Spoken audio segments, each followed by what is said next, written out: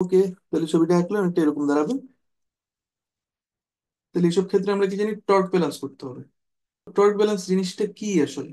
টর্কের সাম্যাবস্থা, তোমরা যে বলের সাম্যাবস্থা যেরকম বা বলের ভারসাম্য যেরকম শিখছো, এটা হচ্ছে টর্কের ভারসাম্য। এটা হচ্ছে বুয়েট 21-22 আসা রিটেন একটা প্রশ্ন। তুমি দেখেই বুঝতেছো আসলে বুয়েট রিটেনের প্রশ্নগুলো তোমাদের সবই তোমাদের পারার মতো। তোমরা অতিরিক্ত কঠিন অঙ্ক যদি করতে যাও তাহলে বুয়েটের রিটেন পরীক্ষা কখনোই ভালো করতে পারবে না। সো প্রবলেমটা আসলে অত কঠিনও না, তোমরা চিন্তা করছিলে হয়তো।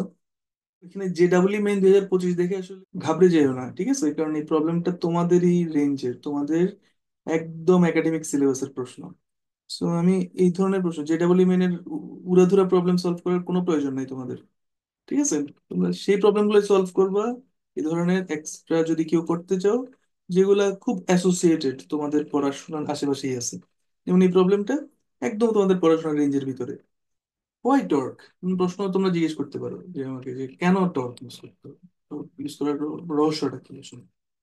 এটার উত্তর হইতেছে, প্রিয় শিক্ষার্থীরা কেমন আছো তোমরা? আজকে তোমাদের নিউটনীয় বলবিদ্যা, তোমাদের জানি অ্যাডমিশন টেস্ট চলতেছে এবং সবাই আশা করি খুব ভালো প্রিপারেশন নিচ্ছ। সো এর মাঝখানে তোমাদের নিউটনীয় বলবিদ্যা খুব ইম্পর্টেন্ট কয়েকটা ক্যাটাগরি প্রবলেম নিয়ে আজকে ভিডিওটা বানাইছি। তোমরা যারা বইটার রিটেন পরীক্ষা দিচ্ছ, সবার জন্য শুভকামনা। আশা করি এই প্রবলেমগুলো তোমাদের হেল্পফুল হবে। তোমরা লাস্ট মিনিট প্রিপারেশন হিসেবে একবার দেখে নিতে পারো। আর যারা সামনে ডিইউর পরীক্ষা দিবা অথবা রুয়েটের এক্সামিনেশন দিবা তাদের জন্য, রুয়েটের রিটেন দিবা তাদের জন্য, এর জন্য এই প্রবলেমগুলো ভ্যালুয়েবল হবে আশা করতেছি। So, আমরা কথা না বাড়াই শুরু করে দিই। আজকে প্রবলেম টোটাল 8টা সিলেক্ট করছি নিউটনিয়ান মেকানিক্স চ্যাপ্টার থেকে। তো প্রথম চারটা স্ক্রিনে দেখা দেখা যাচ্ছে। তোমরা পজ দিয়ে একবার স্ক্রিনশট নিয়ে তোমরা নিজেরা সলভ করলে আসলে সবচেয়ে বেস্ট হয়। তারপর আমার সলিউশনের সাথে একটু মিলাই দেখবো আর কি, ঠিক আছে? আর সবগুলো প্রবলেমই হচ্ছে টাইম স্ট্যাম্পে দেয়া থাকবে। সো আশা করি কোনো প্রবলেম হবে না তোমাদের প্রবলেমগুলো ফাইন্ড আউট করতে। ওকে, সো এই গেল প্রথম চারটা। এরপরে স্ক্রিনে বাকি চারটা দেখতেছো, 5 থেকে 8 নাম্বার। সো এখানে বিভিন্ন ক্যাটাগরির প্রবলেম সিলেক্ট করা হয়েছে। আর যেটা বলি দেখে আসলে ঘাবড়ে যেও না, কারণ আমি আসলে বেছে বেছে ওইগুলো চুজ করছি যেগুলো আসলে তোমাদের সিলেবাসের ওরিয়েন্টেড, ঠিক আছে? সো প্রবলেম দিলে এই ধরনের প্রবলেমই দিবে। যদি তোমরা বইয়ের বাইরের কোনো প্রবলেম দেখো তাহলে এই ধরনের প্রবলেমই পাবা আর কি, ঠিক আছে? এই ধরনের প্রবলেম। সো এনিওয়ে, আমরা 8টা প্রবলেম দেখে নিলাম। এখন আমরা প্রথম প্রবলেম দিয়ে আমাদের যাত্রা শুরু করবো আজকের ভিডিওর। সো লেটস স্টার্ট, হ্যাঁ? সো আমাদের পড়ার আগে আমরা কি কিছু থিওরি আছে সেগুলো আমি ধরে নিচ্ছি যে তোমরা সবাই জানো নিউটনিয়ান বলবিদ্যার। সো প্রথমত নিউটনের সূত্রসমূহ, এটা তোমার অবশ্যই অবশ্যই জানা উচিত। আদারওয়াইজ তোমরা নিউটনের বলবিদ্যা চ্যাপ্টারটা কোনো প্রবলেমই সলভ করতে পারার কথা না, ঠিক আছে?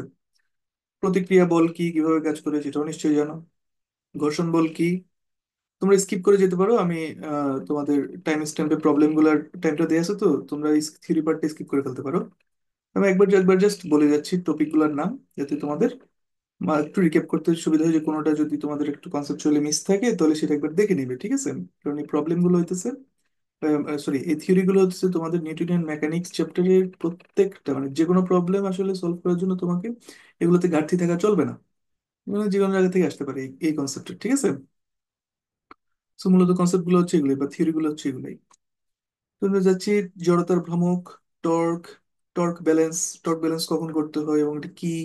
তোমরা স্থিতিবিদ্যাতে ডেফিনেটলি যেটা দেখছো, ওই যে সদৃশ বলের জন্য P into AC equals to Q into BC ধরনের এক ধরনের ফর্মুলা শিখছিলাম সদৃশ বা বিসদৃশ বলের জন্য।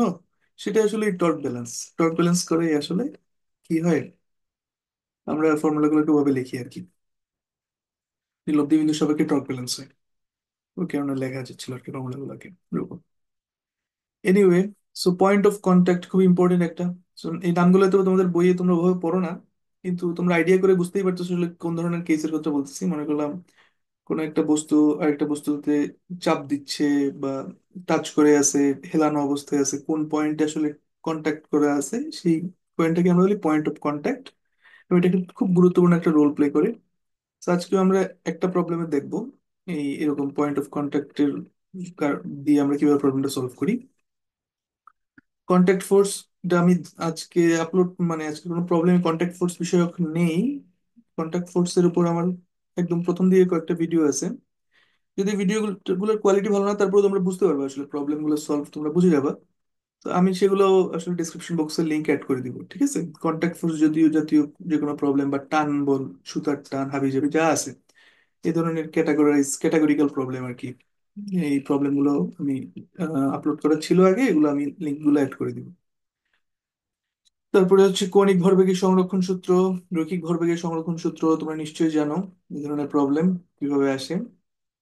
যেমন কৌণিক ভরবেগের সংরক্ষণ সূত্রের একটা খুবই পপুলার একটা প্রবলেম আছে তোমাদের, তোমরা নিশ্চয়ই এটা করছো, যে ব্যালে ড্যান্সার বা বরফে স্কেটার ভাবে ঘুরতেছিল, হাত গুটাই ফেলছে, তখন তার স্পিড অনেক বেড়ে যায়, হাত ছড়াই ফেললে তার স্পিড কমে যায়।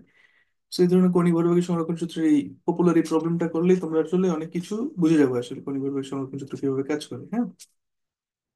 তো রৈখিক ভরবেগের সংরক্ষণ সূত্র আসলে এত বেশি ইউজ করছো যে তোমরা, আমার আর কিছু বলার নাই, তোমরা হয়তো বা এটা খুব ভালো পারো আর কি, যে রেস্টুরেন্টে আসলে খুব ভালো পারে। সো এরপরে হচ্ছে আমাদের স্থিতিস্থাপক সংঘর্ষ। এটা কি হয়, যখন গতিশক্তি সংরক্ষিত থাকে তখনই আমরা বলি স্থিতিস্থাপক সংঘর্ষ। আর গুরুত্বপূর্ণ একটা ভেরি ইম্পর্টেন্ট টপিক, সেটা হচ্ছে ভেক্টর রাশির ক্যালকুলেশন। আমাদের এতক্ষণ যে থিওরি, কিন্তু এখন হচ্ছে একটা প্রসেস, সেটা হচ্ছে ভেক্টর রাশির ক্যালকুলেশন, ভেক্টর পদ্ধতি আইজেকে ইউজ করে। তো এটা তোমাদেরকে আসলে খুব ভালো মতো জানতে হবে, উপাংশে বিভাজনটা খুব ভালো মতো জানতে হবে। কেন? কারণ নিউটনের মেকানিক্স চ্যাপ্টারে যে টার্মস গুলো নিয়ে তুমি কাজ করবে, ম্যাক্সিমাম টার্মস হচ্ছে আসলে vector quantity. For example force, torque, তারপরে ফ্রিকশনাল ফোর্স, মানে ফোর্সের যত রকমের টাইপ তোমাদের সবই তো আসলে কি, ফোর্স মানে তো ভেক্টর। একইভাবে আছে ভরবেগ, ঘাত, বলের ঘাত, ঠিক আছে, ভরবেগের পরিবর্তনটা তো বলের ঘাত। তো এগুলো সবগুলা কনসেপ্ট হচ্ছে কি, ভেক্টর কোয়ান্টিটি। তো ভেক্টর কোয়ান্টিটির ক্যালকুলেশন গুলো আসলে কি হবে, ভেক্টর ওয়েতে হবে, ভেক্টরিক্যালি হবে। তো এটা কিরকম, মনে করলাম পরিবর্তন জানতে যাচ্ছি, তোমাকে অবশ্যই অবশ্যই ভেক্টরের মতো করে চিন্তা করতে হবে। তুমি, একটা খুব পপুলার এক্সাম্পল হচ্ছে, তুমি সোজা যাচ্ছ, ডান দিকে মোড় নিয়ে যাওয়া শুরু করছো, তোমার বেগের পরিবর্তন কত? তুমি আগে একটা বেগে যাচ্ছিলা, ধরলাম 5 মিটার পার সেকেন্ড, পরবর্তীতে ডান দিকে মোড় নিয়ে তাও 5 মিটার পার সেকেন্ড বেগে যাচ্ছ, তোমার বেগের পরিবর্তন কত? সো যারা ভেক্টর ওয়েতে চিন্তা করে না, তারা এটাকে বলে দেয় ঠাস করে zero, which is not correct, ঠিক আছে? সো কেন? কারণ ভেক্টর পদ্ধতিতে করতে হবে ক্যালকুলেশন গুলো। ফাইনাল ভেক্টরটা যে ডিরেকশনে, আদি ভেক্টরটা সেম ডিরেকশনে ছিল না। সো ভেক্টর ওয়েতে সলভ করার জন্য এখানে আমাদেরকে আই, জে এগুলোকে অ্যাসাইন করতে হয়। আদি ভেক্টরটা যদি আই আই এর দিকে হয় বা জে এর দিকে হয়, তাহলে শেষ ভেক্টরটা হবে আই এর দিকে, আদি ভেক্টর জে এর দিকে, শেষ ভেক্টর আই এর দিকে, এইভাবে অ্যাসাইন করতে হয়। ঠিক আছে, তারপর ভেক্টর বিয়োগ করে আমরা ভেক্টর পরিবর্তনটা টের পাই। তো এই ধরনের জিনিস হতো, ভেক্টর রাশির ক্যালকুলেশনটা তোমাদের খুব ভালো পারতে হবে, কারণ এগুলো দিয়ে প্রবলেমস আসে, ঠিক আছে? আর একটা খুব ইম্পর্টেন্ট টপিক, সেটা হচ্ছে ভরকেন্দ্রের আইডিয়া। তো ভরকেন্দ্রের আইডিয়াটা এখানেও আছে, আবার মহাকর্ষ চ্যাপ্টারেও আছে। তো এটার কনসেপ্টটা থাকতে হবে যে ভরকেন্দ্র আসলে কি, ঠিক আছে? তো আমরা প্রবলেম সলভ শুরু করি। তার আগে কয়েকটা ইম্পর্টেন্ট ফর্মুলা কিছু দেখে নেই, কি ফর্মুলাস। নিউটন মেকানিক্স এর এই ফর্মুলাগুলো কি ফর্মুলা, তোমরা একবার জাস্ট চোখ বুলাই যাও। আমরা চ্যাপ্টার সলভ, প্রবলেমগুলো সলভ করতে করতে আসলে দেখবো। তো এখানে কিছু কিছু ফর্মুলা নাই, তোমরা ওগুলো বই থেকে দেখে নিও, যেমন ওই বিভিন্ন রাশির জন্য জড়তার ভ্রামক কেমন হবে, এই ফর্মুলাগুলো এখানে নাই। আর বাদ বাকি মোটামুটি সবই আসলে এখানে দেওয়া আছে। আচ্ছা, ওইটাও আমি দিয়ে রাখছি এখানে, যে বিভিন্ন রাশির জন্য একটু ইংরেজিতে লেখা আছে, তোমরা একটু দেখে নাও। আর বইয়ের তো ফর্মুলাগুলো দেখেই বুঝতে পারছো আসলে কিরকম ফর্মুলা হবে। তোমাদের পরিচিত ফর্মুলা, বইয়ের কথাবার্তা গুলোই আসলে এখানে আহ, মানে কালারফুল ইমেজ দিয়ে আছে, আর কিছু না। ওকে, আমরা আসলে ফর্মুলা দেখা শেষ, থিওরির একটু রিকেপ করা শেষ, আমরা প্রবলেম সলভে চলে যাই। প্রথম প্রবলেম, হ্যাঁ। তো প্রথম প্রবলেম স্টেটমেন্ট একবার পড়ি আমরা। স্টেটমেন্টটা স্ক্রিনে দেওয়া আছে, দেখো।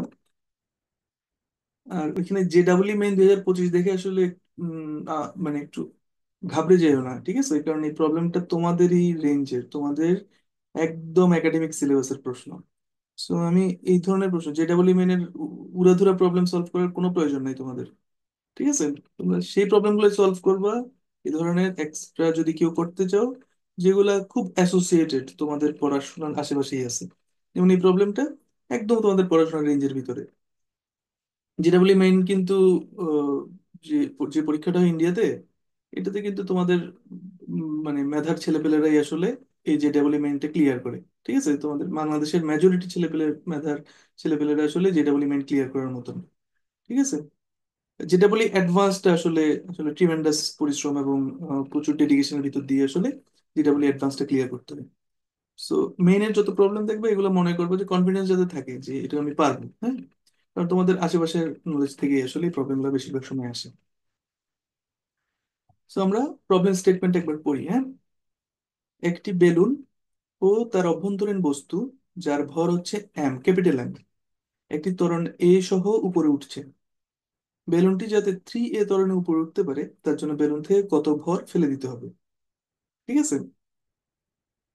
সো আমরা প্রবলেম স্টেটমেন্টটা পড়লাম। এখন একটু ডায়াগ্রাম আঁকে বোঝার চেষ্টা করি। এই যে দেখা যাচ্ছে একটা হলুদ রঙের বেলুন, আর নিচে হচ্ছে নীল রঙের ঝুড়ি, মানে বেলুনটাই ঝুড়ি, মানুষ টানুষ সমেত উপরে উঠতেছে, হ্যাঁ। কত ত্বরণে উঠতেছে? এ ত্বরণে উপরের দিকে উঠতেছে। সো এখন বলছে পুরা সিস্টেম মানে হচ্ছে বেলুন এবং তার অভ্যন্তরে যা যা আছে সব কিছুর ভর মিলাই হইতেছে কত? Capital M. এবং এটা এ ত্বরণে উপরে উঠতেছে। ফাইন। এই যে পুরো সবটার ভর হইতেছে ক্যাপিটাল এম। এখন বলছে প্রশ্নে যে 3a ত্বরণে উপরে উঠতে পারবে, তখন কি করতে হবে? ওই একটা ভর ফেলে দিতে হবে। 3a ত্বরণে উপরে উঠতে মানে 3a ত্বরণে উপরে উঠতে হলে একটা স্মল এম ভরের বস্তু ফেলে দিছে। এই দেখো, বেলুনটা থেকে ফ্লো করছে, ওই বস্তুটা পরে পড়ে গেছে। তাহলে বাকি বাকি ভর কত অবশিষ্ট আছে এখানে? বেলুনের যা যা আছে সবকিছুতে ক্যাপিটাল এম থেকে ওই স্মল এমটা বাদ পড়ে যাচ্ছে।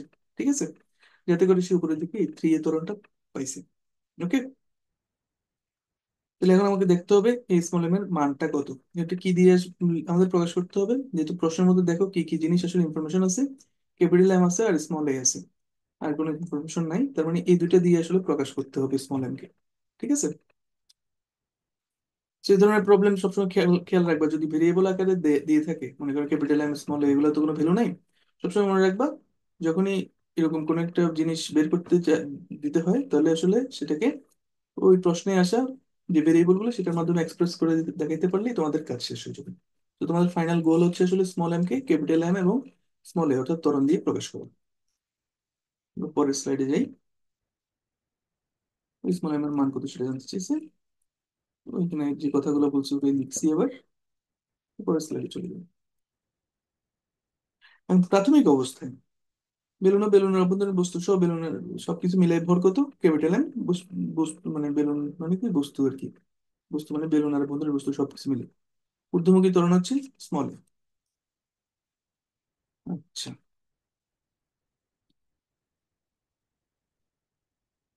এখন কেন আসলে উপরের দিকে একটা ত্বরণ পাইতেছে? কারণ উপরের দিকে ডেফিনেটলি একটা থ্রাস্ট ফোর্স। থ্রাস্ট ফোর্সটা আসলে কি? উপরের দিকে একটা, যদি পুশ বা পুশ না থাকে, উপরের দিকে ধাক্কাটা না থাকলে, উপরের দিকে যদি একটা ফোর্স না থাকে তাহলে বেলুনটা কি হবে না, ওই ত্বরণ দ্বারা উপর দিকে ত্বরণটা পাবে না। তো বস্তুর ঊর্ধ্বমুখী ত্বরণ থাকতে হলে উপরের দিকে একটা ফোর্স থাকতে হবে। ঠিক আছে, এফ আপ বলতেছি আমি সেটাকে, ওই হলুদ রঙের চিত্রের মধ্যে দেখো, হলুদ রঙের ভিতর দিয়ে আছে। ঠিক আছে, এই যে এফ আপ। কারণ এই এফ আপটা তোমরা যারা বেলুন উঠতে দেখছো কখনো, তোমরা দেখবে বেলুনের নিচে ওই গ্যাস দিয়ে, ঠিক আছে। তো গ্যাসের তাপ দিলে গ্যাসটা ওই এক্সপান্ড করে। ঠিক আছে, তো বেলুন যখন গ্যাস এক্সপান্ড করে তখন বেলুনটা উপরের দিকে উঠতে থাকে আস্তে আস্তে। তো গ্যাস এক্সপান্ড করা মানে হচ্ছে প্রেশার ক্রিয়েট হয় আর কি। প্রেশার মানে কি? Force by area. So ultimately ফোর্সটা আসতেছে আর কি ওভাবে। তো ঊর্ধ্বমুখী একটা ফোর্স আছে। ঠিক আছে, সো ঊর্ধ্বমুখী ফোর্স সবসময় থাকবে বেলুনে। ওকে। আর নিম্নমুখী একটা ফোর্স থাকবে, সেটা কি? পুরো বেলুনটা যা ভর, যা ওজন ছিল সেটা, অর্থাৎ ক্যাপিটাল এম ইন্টু জি। তাহলে এই দুইটার বিয়োগফল হচ্ছে আমার কি? নিট বল। নিট বল হবে এই দুইটার বিয়োগফল, এবং নিট বলের প্রভাবে কি হবে? এম এ ত্বরণ প্রাপ্ত হবে। এম ভরের বেলুন এবং বস্তু সবকিছু মিলে এ ত্বরণটা দিয়ে উপরে উঠবে নিট বল দিয়ে। এই যে এখানে লিখছি সব, লেখা দেখলে বুঝতে পারতেছো। তাহলে এফ আপ মানে উপরের দিকে ঊর্ধ্বমুখী যে থ্রাস্ট দিচ্ছি সেটা, মাইনাস এম জি অর্থাৎ বেলুন সহ সবকিছুর ওজন যেটা, সেটা বিয়োগ করে দিলাম, সমান সমান এম এ। এখান থেকে এফ আপ যেটা, সেটা আমরা পেয়ে পাইছি কত? এফ আপ এর ভ্যালু হচ্ছে M A plus M G. প্রাথমিক অবস্থা আমরা কি দেখলাম? তাহলে এফ আপ সমান M A plus M G, clean করে আমি জাস্ট এটা লিখলাম। এটা আগের ক্যালকুলেশন থেকে আমরা এটা পেলাম। এখন আমরা দেখবো কি, যখন ফেলে দিব, তো টেম্পোরারি বস্তুটা যখন আমরা ফেলে দিব, তখন আসলে কি পাই? তখন পাই বস্তুর ভর কত, capital M minus small M, বুঝতেই পারছিলাম। আর বস্তুর ঊর্ধ্বমুখী ত্বরণ কত তখন? 3a। তাহলে সেক্ষেত্রে নিট বলের হিসাবটা যদি আমরা করি, এফ ফাইনাল নিট বল যেটা আগে প্রথমটা ইনিশিয়াল ছিল, পরটা এখন হচ্ছে এফ ফাইনাল নিট বল, সেটা সমান এম মাইনাস এম ভর ইন্টু ত্বরণ। ত্বরণ এখন 3a, ভর এখন M minus small M, capital M minus small M. এখন বস্তুর উপর নিট বলটা কত? ঊর্ধ্বমুখী প্রযুক্ত বল অর্থাৎ এফ আপ, সেটা তো চেঞ্জ হয় নাই, মাইনাস বস্তুর ওজন, ওজনটা কিন্তু চেঞ্জ হয়ে গেছে এখন। ওজন কেন চেঞ্জ হয়ে গেছে? কারণ স্মল এম ভরের বস্তুটাকে তুমি থ্রো আউট করছো। থ্রো আউট করার কারণে ওজন হয়ে যাবে কত এখন? স্মল এম ক্যাপিটাল এম মানে স্মল এম ইন্টু জি। যেটাকে বিয়োগ করে দিচ্ছি আমি কার থেকে? F up. সেটা তো চেঞ্জ করে না তুমি তো, যে বেলুনটা, যে মনে করো আগুন জ্বালা জ্বালা যে বেলুনের যে থ্রাস্টটা ক্রিয়েট করতেছিল, সেটা কিন্তু তুমি চেঞ্জ করো নাই। তো এটা আগের মতোই আছে। সেটা সমান আসলে কি, ওই নিট বল সমান আমরা জানি ভর ইন্টু ত্বরণ। ভর কত এখন? এম মাইনাস স্মল এম, ত্বরণ কত? 3a। তো এটা দিয়ে ডান পাশে গুণ হচ্ছে, ঠিক আছে? ডান পাশটা হচ্ছে এরকম, সমীকরণের ডান পাশে 3a into capital M minus small M. তো আমাদের আসলে অঙ্কটা কাছাকাছি চলে এসেছে। এখন এফ আপের বদলে যে আমরা প্রথমে যেটা মান বের করে রাখছিলাম, সেটা জাস্ট এখানে বসাই দিই, বসাই দিলাম। এই বসানোর পরে দেখো, আর এখানে ব্র্যাকেটটাকে ভাঙলাম, ক্যাপিটাল এম জি আর মাইনাস স্মল জি এগুলোকে ভাঙে এইভাবে লিখলাম। আর এফ আপের বদলে আমরা ওটা বসাইলাম, আর ডান পাশটা ব্র্যাকেট ভাঙলাম। তো আলটিমেটলি আসবে, দেখো, বাম পক্ষ থেকে আসবে M A plus small M G, capital M A plus small M into G. আর ক্যাপিটাল এম ইন্টু জিটা কাটা পড়ে যাচ্ছে আর কি, এখানে প্লাস আছে এখানে মাইনাস আছে, এগুলো কাটা করতেছি। তাহলে এইভাবে যেটা লেখা যাচ্ছে, small M G plus 3 into small M A সমান 3 M A, 3 into capital M A minus capital M into A, অর্থাৎ 2 into capital M into A. So এটা তোমরা জাস্ট হাতে একটু ক্যালকুলেশন করলেই বুঝতে পারছো আসলে কি করতেছি এখানে। সো আলটিমেটলি এখান থেকে কি লেখা যাচ্ছে, ওই বাম পক্ষ থেকে যদি স্মল এম কমন নেই, তাহলে জি ইন্টু জি প্লাস থ্রি এ হলে জি প্লাস থ্রি এ হবে, আর ডান পাশ থেকে আসবে 2 into capital M into A.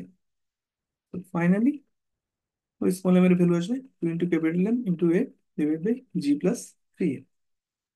So এটাই হচ্ছে আমাদের অ্যান্সার, যে ভরের বস্তুটাকে ফেলে দিলে বেলুনটা 3a ধরনের উপরে উঠতে থাকবে। এটা হচ্ছে আমাদের অ্যান্সার। সো আমাদের প্রথম প্রবলেমটা এখানে কমপ্লিটেড। সো আমরা এখন সেকেন্ড প্রবলেমের দিকে যাবো। সো তোমাদের এখন সেকেন্ড প্রবলেমটা শুরু হবে। আমরা প্রবলেম স্টেটমেন্ট একবার পড়ি। স্ক্রিনের মধ্যে লেখা আছে দেখো, ক্ষেপক দোলক। ক্ষেপক দোলকটাকে বলে ব্যালিস্টিক পেন্ডুলাম আর কি, বুলেটের বেগ নির্ণয়ের একটি যন্ত্র। আচ্ছা, ক্ষেপক দোলক দেখতে কেমন আমি একটু পরে ছবি এঁকে দেখাবো। দুটি সুতার সাহায্যে একটি কাঠের ব্লক ঝুলিয়ে ক্ষেপক দোলক তৈরি করা হয়। যদি স্মল এম্বরের একটি বুলেট ভি বেগে ক্ষেপক দোলকের ওই কাঠের যে আছে, এখানে দেখে ছবি থেকে দেখাই দিই। তো এখানে দেখো, দুইটা যে সুতা ঝুলে এখানে একটা কাঠের ব্লক লাগাই, এখানে একটা ক্ষেপক দোলক বা ব্যালিস্টিক পেন্ডুলাম। এটা খুব কমনলি ইউজড একটা কি অ্যাপারেটাস বা ডিভাইস বুলেটের ভেলোসিটি নির্ণয় করার জন্য। সো এখানে তুমি একটা স্মল এম্বরের বুলেট ভি বেগে, এটা যদি সে হিট করলো, এখানে হিট করে ব্লকের প্রান্তে আঘাত করলে তা গতিশীল এবং সর্বোচ্চ উচ্চতায় উঠে যায়। কে উঠে যায়? এই ব্লকটা সর্বোচ্চ উচ্চতায় উঠে যায় এখানে বুলেটটা যখন আঘাত করে থাকে। ওই দেখো বুলেটটা ভিতরে রয়ে গেল এবং সে সর্বোচ্চ উচ্চতায় এজে উঠছে।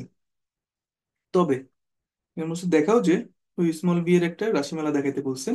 স্মল বি মানে কি? ওই বুলেটের বুলেটের বেগ, গতিবেগ, যে বেগে যে কাঠের ব্লকটাকে হিট করছে, এটা সমান দেখাইতে বলছে 1 plus capital M by small M, এটার সাথে গুণ হবে √2 ইন্টু জি ইন্টু এইচ। আচ্ছা, তো এটা তোমাদের ওই ইসাক স্যারের বইয়ের একটা প্রবলেম।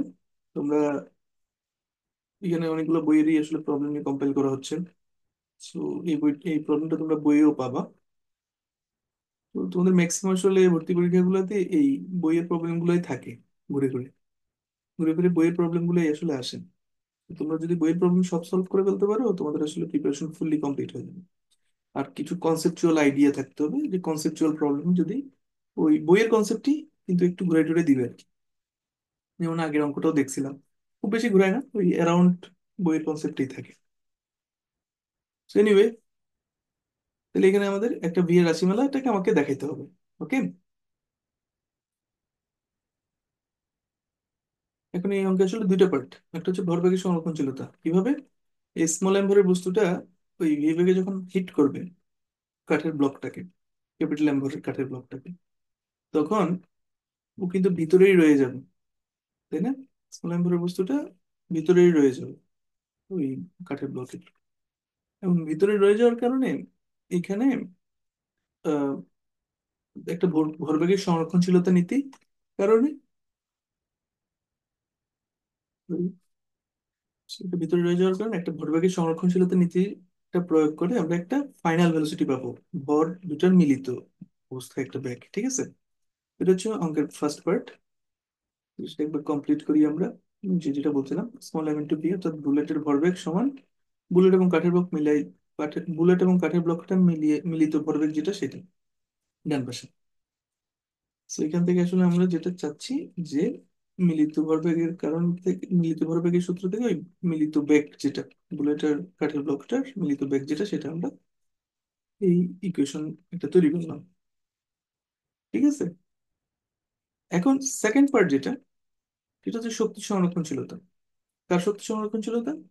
ওই মিলিত বেগ যেটা, সেটা দিয়ে কিন্তু ওই ব্লক এবং বুলেট দুটো মিলে কিন্তু ওই এইচ উচ্চতায় উঠছে। ঠিক আছে, ব্লকটা ভিতরে যেহেতু বুলেটের রয়ে গেছে। ওকে, তাহলে কি হচ্ছে এখানে, শক্তির সংরক্ষণশীলতা নীতি অনুযায়ী এই বেগ মানে বুলেট এবং কাঠের ব্লকটার মিলিত যে গতিশক্তিটা ছিল, যে ফাইনাল ভেলোসিটির কারণে, সেই মিলিত গতিশক্তিটা দিয়ে কি হয়েছে, এই এইচ উচ্চতায় উপরে উঠতে পারছে। সেটা যখন আমরা এখানে অ্যাপ্লাই করবো গতিশক্তি সংরক্ষণশীলতা মানে গতিশক্তি সমান ওই বিভব শক্তি আইডিয়া দিয়ে, তো প্রাথমিক ক্ষেত্রে যে শুধু গতিশক্তি ছিল সেটা হচ্ছে হাফ ইন্টু টোটাল ভর, অর্থাৎ বুলেট প্লাস ব্লক ভর ইন্টু তাদের মিলিত বেগ into B square equals to তাদের মোট ভরের যোগফল ইন্টু জিএইচ। যেহেতু এইচ উচ্চতায় উঠছে, উচ্চতায় উঠছে মানে ভর কেন্দ্রের সমান হচ্ছে এইচ, এই কারণে উচ্চতায় ধরতেছে আর কি। এই চিত্র এভাবে দেয়া আছে। এনিওয়ে, সো এটা যখন আমরা ক্যালকুলেট করবো, একটু সরল করে দেখো, দুই পাশ থেকে ভর ধরে যোগফল এগুলো কাটা পড়ে যাচ্ছে, হাফ ভি স্কোয়ার সমান জিএইচ। তাহলে ভি এর মান কত আসবে, root over two GH calculation করার পর। কিন্তু ভি এর মান অলরেডি আমরা বের করে রাখছি কি, এই যে সমীকরণ 1 থেকে small M B divide by small M plus capital M. তো সেটা যখন আমরা এখানে বসাবো তখন এরকম আসবে, পক্ষান্তর করলাম এরকম আসবে। তারপর স্মল এম দিয়ে যদি এই বামের এই যে রাশিমালা যেটা, সেটাকে যদি প্রত্যেকটা টার্মকে ভাগ দিই উপরের, মানে লবের প্রত্যেকটা টার্ম অর্থাৎ small M plus capital M, এটাকে যদি হর দিয়ে প্রত্যেকটা টার্মকে আলাদা আলাদা ভাগ দিই তখন এরকম আসবে। এবং এটাই কিন্তু হচ্ছে দেখো, প্রশ্ন কিন্তু এটাই চাইছে। আমাদের আসলে ইজি, দেখানো কমপ্লিট। ওকে, সেটা খুব সহজ একটা প্রবলেম। মূলত আইডিয়া ছিল ভরবেগের সংরক্ষণশীলতা আর শক্তির সংরক্ষণশীলতা, এই দুটো কনসেপ্ট ব্যবহার করে করে নিই। তোমাদের মধ্যে কেউ কেউ হয়তো বা চিন্তা করবা যে ওয়াই নট, এখানে যেহেতু বুলেটের প্রাথমিক গতিশক্তি ছিল হাফ এম ভি স্কোয়ার, সেটাই কেন ফাইনালি এখানে টোটাল দুটো পরের যোগফল ইন্টু জি ইন্টু এইচ, ওটা ইউজ করে করে ফেলবো না কেন? ওটা করলে অসুবিধাটা কি? দেখো, ওটা করলে একটু সমস্যা আছে। ওটা করলে যে বেসিক্যালি যে সমস্যাটায় পড়বে সেটা হচ্ছে, এখানে ওই স্থিতিস্থাপক সংঘর্ষ হয়েছে কি না এটা তো তুমি জানো না। এখানে বুলেটটা যখন ব্লকটার ভিতরে প্রবেশ করলো সংঘর্ষের মাধ্যমে, তখন এটা কি আদৌ স্থিতিস্থাপক সংঘর্ষ হয়েছে? শূন্য। যদি স্থিতিস্থাপক সংঘর্ষ হতো তাহলে গতিশক্তি সংরক্ষিত থাকতো এবং ওই গতিশক্তি দিয়ে সে ওই এইচ উচ্চতায় উঠতো। ঠিক আছে, কারণ দেখো, ওই স্থিতিস্থাপক সংঘর্ষের জন্য যে কন্ডিশন যেটা ছিল, অর্থাৎ গতিশক্তিটা সংরক্ষিত থাকবে। গতিশক্তি সংরক্ষিত থাকলে half into small M into V square সমান কি, half into small M plus capital M into capital V square. তো সেটা যখন তুমি ক্যালকুলেট করবা, তখন ভি এর যে মান আসবে সেটা আসবে এই, মানে ক্যাপিটাল ভি এর যে মানটা আসবে সেটা আসলে ওই 1 নম্বর সমীকরণের যে মান আসবে তার থেকে টোটালি ডিফারেন্ট একটা মান আসবে। ঠিক আছে, তাদেরকে সমান দেখানোর জন্য ক্যাপিটাল এম এর এক ধরনের কি থাকবে, পার্টিকুলার একটা সার্টেন ক্যাপিটাল না হইলে ওই জিনিসটা হবে না, এ ধরনের একটা জিনিস থাকে। বুঝতে পারতেছো? সো এটা তোমরা একবার খাতায় করবা, করলে আসলে বুঝতে পারবা যে স্থিতিস্থাপক সংঘর্ষ আসলে কেন বলতেছিল। কারণ ক্যাপিটাল এম যেটা, সেটা তো কাঠের ব্লক, সেটার সাথে আসলে বুলেটের আমি তো জানি না ওটা কত। সেটা আরবিট্রারি ভাবে বিধায় আমাদের আসলে এটা স্থিতিস্থাপক সংঘর্ষ আমরা ধরতে পারবো না এরকম স্ট্রেট ফরওয়ার্ড। ক্লিয়ার? সো এই কারণেই ফার্স্টে ভরবেগের সংরক্ষণশীলতা নিতে দিয়ে ক্যাপিটাল ভিটা বের করছি, এবং সেই ভিকে ইউজ করছি শক্তি সংরক্ষণশীলতায়। ওকে। সো এখানকার মূল ক্যাচ হচ্ছে এটা, যে কেউ যদি ওভাবে চিন্তা করো সেক্ষেত্রে আসলে ভুল করবো। যে শুধুমাত্র বুলেটের গতিশক্তি দিয়ে আসলে ফাইনাল মোমেন্ট ওইটা ইউজ করতে, মানে ওই যে ডান পাশের মানে সমীকরণ যেগুলো লেখছি, যে সমীকরণের বাম পক্ষে এগুলো না লিখে তুমি small M into small B square, মানে half into small M into small B square লিখে ডান পাশটা এভাবে লিখে তারপর সলভ করবে। যদি সেরকম হয় তাহলে ভুল করবা। যেটা এভাবে দেখানো হয়েছে এটাই আসলে কারেকশন, কারেক্ট। ঠিক আছে। তো এই গেল আমাদের এই প্রবলেমটা, এরপরে আমরা থার্ড প্রবলেমটাতে যাচ্ছি। তো তোমাদের থার্ড প্রবলেম শুরু হচ্ছে। ওকে। প্রবলেম স্টেটমেন্ট একবার পড়ি। একটি ভারী লোহার দণ্ড, যার ওজন ডব্লিউ, এর এক প্রান্ত ভূমিতে এবং অন্য প্রান্ত একজন ব্যক্তির কাঁধে রাখা আছে। দণ্ডটি অনুভূমিকের সাথে থিটা কোণ তৈরি করে। ব্যক্তিটি কত ওজন অনুভব করবে? এটা ওই জেডাবলি মেইন 2025 সাল, এই বছরই আসছে। তো এই ধরনের প্রবলেম তোমাদের আসলে আসতে পারে, কারণ এটা আসলে তোমাদের রেঞ্জেরই প্রবলেম, একদম তোমাদের বইয়ের আশেপাশের কনসেপ্টই, বইয়ের কনসেপ্টই আসলে। ঠিক আছে। So আমরা একবার দেখি। একটি ভারী লোহার দণ্ড যার ওজন হচ্ছে ডাব্লিউ। আমরা যদি কি করি, ছবিটা আঁকার চেষ্টা করি। দেখো, ওই যে নীল রঙের একটা ভারী লোহার দণ্ড আছে, একটা প্রান্ত হচ্ছে ভূমিতে আর একটা প্রান্ত একটা লোকের কাঁধে। ওই যে স্টিক ফিগার ছিল ওই লোকটা কাঁধে। ঠিক আছে। আমি বলছি দণ্ডটি অনুভূমিকের সাথে থিটা কোণ উৎপন্ন করে। ওই যে কোণ থিটা উৎপন্ন করছে। And ব্যক্তিটা কত ওজন অনুভব করবে, অর্থাৎ এই দণ্ডটা ব্যক্তির কাঁধের উপর কতটুকু চাপ দিবে, তাই তো? তার মানে এই ডাব্লিউ হচ্ছে আসলে কি দণ্ডের ওজন, এটা আসলে কি দণ্ডের একদম মিড পয়েন্ট বরাবর ক্রিয়া করবে। ঠিক আছে। তাহলে এই ওজনের কতটুকু অংশ তোমার ব্যক্তির কাঁধে যেয়ে পড়বে, এটাই তো আমাদের বের করতে বলছে। মানে কাঁধের উপর চাপ, এই যে কাঁধের উপর যে চাপ দিবে সেটা আবার কাঁধ দিবে একটা প্রতিক্রিয়া বল, আমরা জানি কি লম্ব প্রতিক্রিয়া বল দেয়। ঠিক আছে। যে কোনো জায়গায় ফোর্স অ্যাপ্লাই করলে একটা রিয়েকশন ফোর্স বা প্রতিক্রিয়া বল থাকে, নিউটনের থার্ড ল। তো কাঁধের প্রতিক্রিয়া বল যেটা, সেটাই আসলে কাঁধের উপর যে চাপ দিচ্ছে দণ্ডটা, সেটা। ঠিক আছে। এটাই আসলে আমাদের নির্ণয় করতে হবে ফাইনালি। ব্যক্তিটা ওইটুকুই ওজনেই অনুভব করবে। ঠিক আছে। ওকে। তাহলে এখন আমরা দেখি, এগুলোর নাম দিয়ে দিলাম। কোনগুলোর নাম? বিন্দুগুলোর নাম। দণ্ডের যে মাথাটা ভূমিতে আছে ওই মাথার নাম দিলাম ক্যাপিটাল এ। দণ্ডের যে মাথাটা ব্যক্তির কাঁধের উপর, মানে ব্যক্তির কাঁধটাকে নাম দিলাম ক্যাপিটাল বি। আর দণ্ডের মিড পয়েন্টটাকে বললাম ক্যাপিটাল এম, মানে এটা এ বি দণ্ড। মধ্যবিন্দু হচ্ছে ক্যাপিটাল এম। ঠিক আছে। মধ্যবিন্দু বরাবর এম বিন্দুতে ডব্লিউ জনটা ক্রিয়ারত আছে।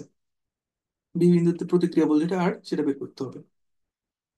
ওকে।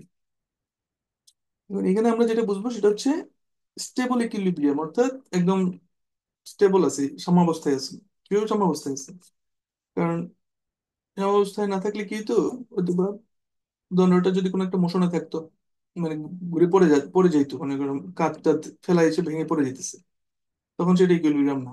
যেহেতু কাঁধে চাপ দিয়ে সে দাঁড়ায় আছে এখন এই অবস্থানে, এই অবস্থানে তো জিনিসটা স্টেবল, রাইট?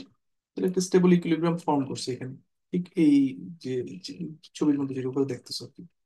লোকটা যদি এখন সরে যায় তখন ইকুইলিব্রিয়াম লুজ হবে, তখন দণ্ডটা ঠাস করে আবার ঘুরে পড়ে যাবে। ঠিক আছে। যেহেতু লোকটা দাঁড়িয়ে আছে এখানে এবং চাপ দিচ্ছে কাদের উপর, তার মানে এটা একটা স্টেবল ইকুইলিব্রিয়াম পজিশন, একটা স্টেটিক পজিশন। ঠিক আছে। এবং ইকুইলিব্রিয়াম পজিশন। তাহলে এইসব ক্ষেত্রে আমরা কি জানি, টর্ক ব্যালেন্স করতে হবে। কারণ টর্ক ব্যালেন্স জিনিসটা কি আসলে, তো তোমরা তো বা প্রথম শুনতেছো। টর্কের সাম্যাবস্থা, তোমরা যে বলের সাম্যাবস্থা যেরকম বা বলের ভারসাম্য যেরকম শিখছো, এটা হচ্ছে টর্কের ভারসাম্য। ঠিক আছে। টর্কের ভারসাম্য দিয়ে এটা আসলে করতে হবে। Why torque? প্রশ্ন তোমরা জিজ্ঞেস করতে পারো যে আমাকে, যে কেন টর্ক ইউজ করতে হবে, টর্ক ইউজ করার রহস্যটা কি আসলে। এটার উত্তর হইতেছে, কারণ লোকটার কাঁধে সাপোর্ট না থাকলে দণ্ডটি কাত হয়ে পড়ে যেত, এবং কাত হয়ে পড়া মানে আসলে কি, ঘোরা। সেক্ষেত্রে দণ্ডটি একটি ঘূর্ণন গতি লক্ষণীয় ছিল কোন বিন্দুর সাপেক্ষে? এই বিন্দুর কেন্দ্র করে। চিন্তা করে দেখো তো, এই বিন্দুকে কেন্দ্র করে সে দণ্ডটা এইভাবে ঘুরে ঘুরে পড়বে, মানে যদি খাড়া থেকে এভাবে কাত হয়ে পড়তো, তার মানে আসলে কি, দণ্ডটার পড়ার পড়ার পথটাকে তুমি আসলে কি চিন্তা করতে পারো, একটা বৃত্তের একটা অংশ হিসেবে চিন্তা করতে পারো, রাইট? পড়ার গতিপথটা আসলে একটা বৃত্তের মতো, যেখানে দণ্ডটার দৈর্ঘ্যটা হচ্ছে সে বৃত্তের রেডিয়াস বা ব্যাসার্ধ। তো এইরকম একটা মোশন বা গতি যদি ক্রিয়েট হয় দণ্ডটা, ঘূর্ণন গতি লক্ষণীয় থাকলে, মানে ঘূর্ণন গতিটা আসলে কার বিন্দু সাপেক্ষে, যে বিন্দু মানে ওই এ বিন্দু, যেটা পিভট পয়েন্ট বলি আর কি, এটা আমরা পিভট পয়েন্ট, হ্যাঁ, ভূমিতে যে বিন্দুটা আছে সেটা। তাহলে এই বিন্দু সাপেক্ষে ঘুরতেছে এরকম একটা পজিশনে লোকটা গিয়ে সাপোর্ট দিয়ে রাখছে। তার মানে আসলে এই কারণে টর্কটা ইউজ করছে। টর্ক মানে কি, ঘূর্ণনে যে প্রয়োজনীয় ওই বলের ভ্রামক, সেটাকে তো আমরা টর্ক বলি, বলটা সরাসরি না বলে টর্ক বলি আর কি তখন, ঘূর্ণন গতির ক্ষেত্রে বলের ভ্রামক বলি। কারণ সেক্ষেত্রে আসলে শুধুমাত্র ফোর্স না, ফোর্সের সাথে ডিস্টেন্সটাও ইকুয়াল, মানে ইকুয়ালি ইম্প্যাক্টফুল। সো এই কারণে আমরা টর্ক ইউজ করবো। টর্ক ব্যালেন্সটা আসলে কি, কোন বিন্দুর সাপেক্ষে তুমি আগে জিজ্ঞেস করতে পারো। তো কোন বিন্দুর সাপেক্ষে, অলরেডি আমি অ্যান্সারটা দিয়ে দিছি, এই বিন্দুর সাপেক্ষে, যে বিন্দুর সাপেক্ষে ঘুরতেছে সে বিন্দুর। তো ওইটাই লিখছে এবার, যে বিন্দুর সাপেক্ষে ঘুরছে অর্থাৎ এই বিন্দু। এখানে এই বিন্দুর সাপেক্ষে ফোর্স আছে কোনটা, এখানে ডাব্লিউ এবং আর। তাহলে এই বিন্দুর সাপেক্ষে ডাব্লিউ টর্ক যা হবে, এই বিন্দুর সাপেক্ষে আর এর টর্কও তাই হবে। তাহলে একমাত্র টর্ক ব্যালেন্স সম্ভব। কিভাবে টর্কটা ব্যালেন্স হবে দেখো, মোদ্দা কথা আসলে এই বিন্দুর সাপেক্ষে টোটাল টর্ক জিরো, এটাকে আমরা বলছি টর্ক ব্যালেন্স। কারণ টোটাল টর্ক জিরো কিভাবে হচ্ছে দেখো, এই বিন্দুর সাপেক্ষে ডাব্লিউটা কি হচ্ছে, উম যদি চিন্তা করে এই বিন্দুকে যদি ডাব্লিউ ফোর্সটা দিয়ে, কোন দিকে আছে, ক্লকওয়াইজ, মানে এই বিন্দুর চারপাশে যদি ডাব্লিউ ফোর্সটাকে চিন্তা করো সেটা ক্লকওয়াইজ, অর্থাৎ তুমি যদি ঘোরাও তাহলে সেটা এরকম পৃষ্ঠদের বরাবর ভিতরের দিকে থাকবে টর্কের দিকটা। মানে কম্পিউটার স্ক্রিন বা তোমার কম্পিউটার স্ক্রিন বা মোবাইল স্ক্রিন যে আছে ওটা ভেদ করে ভিতরের দিকে থাকবে ওই টর্কটা, ডাব্লিউ টর্কটা।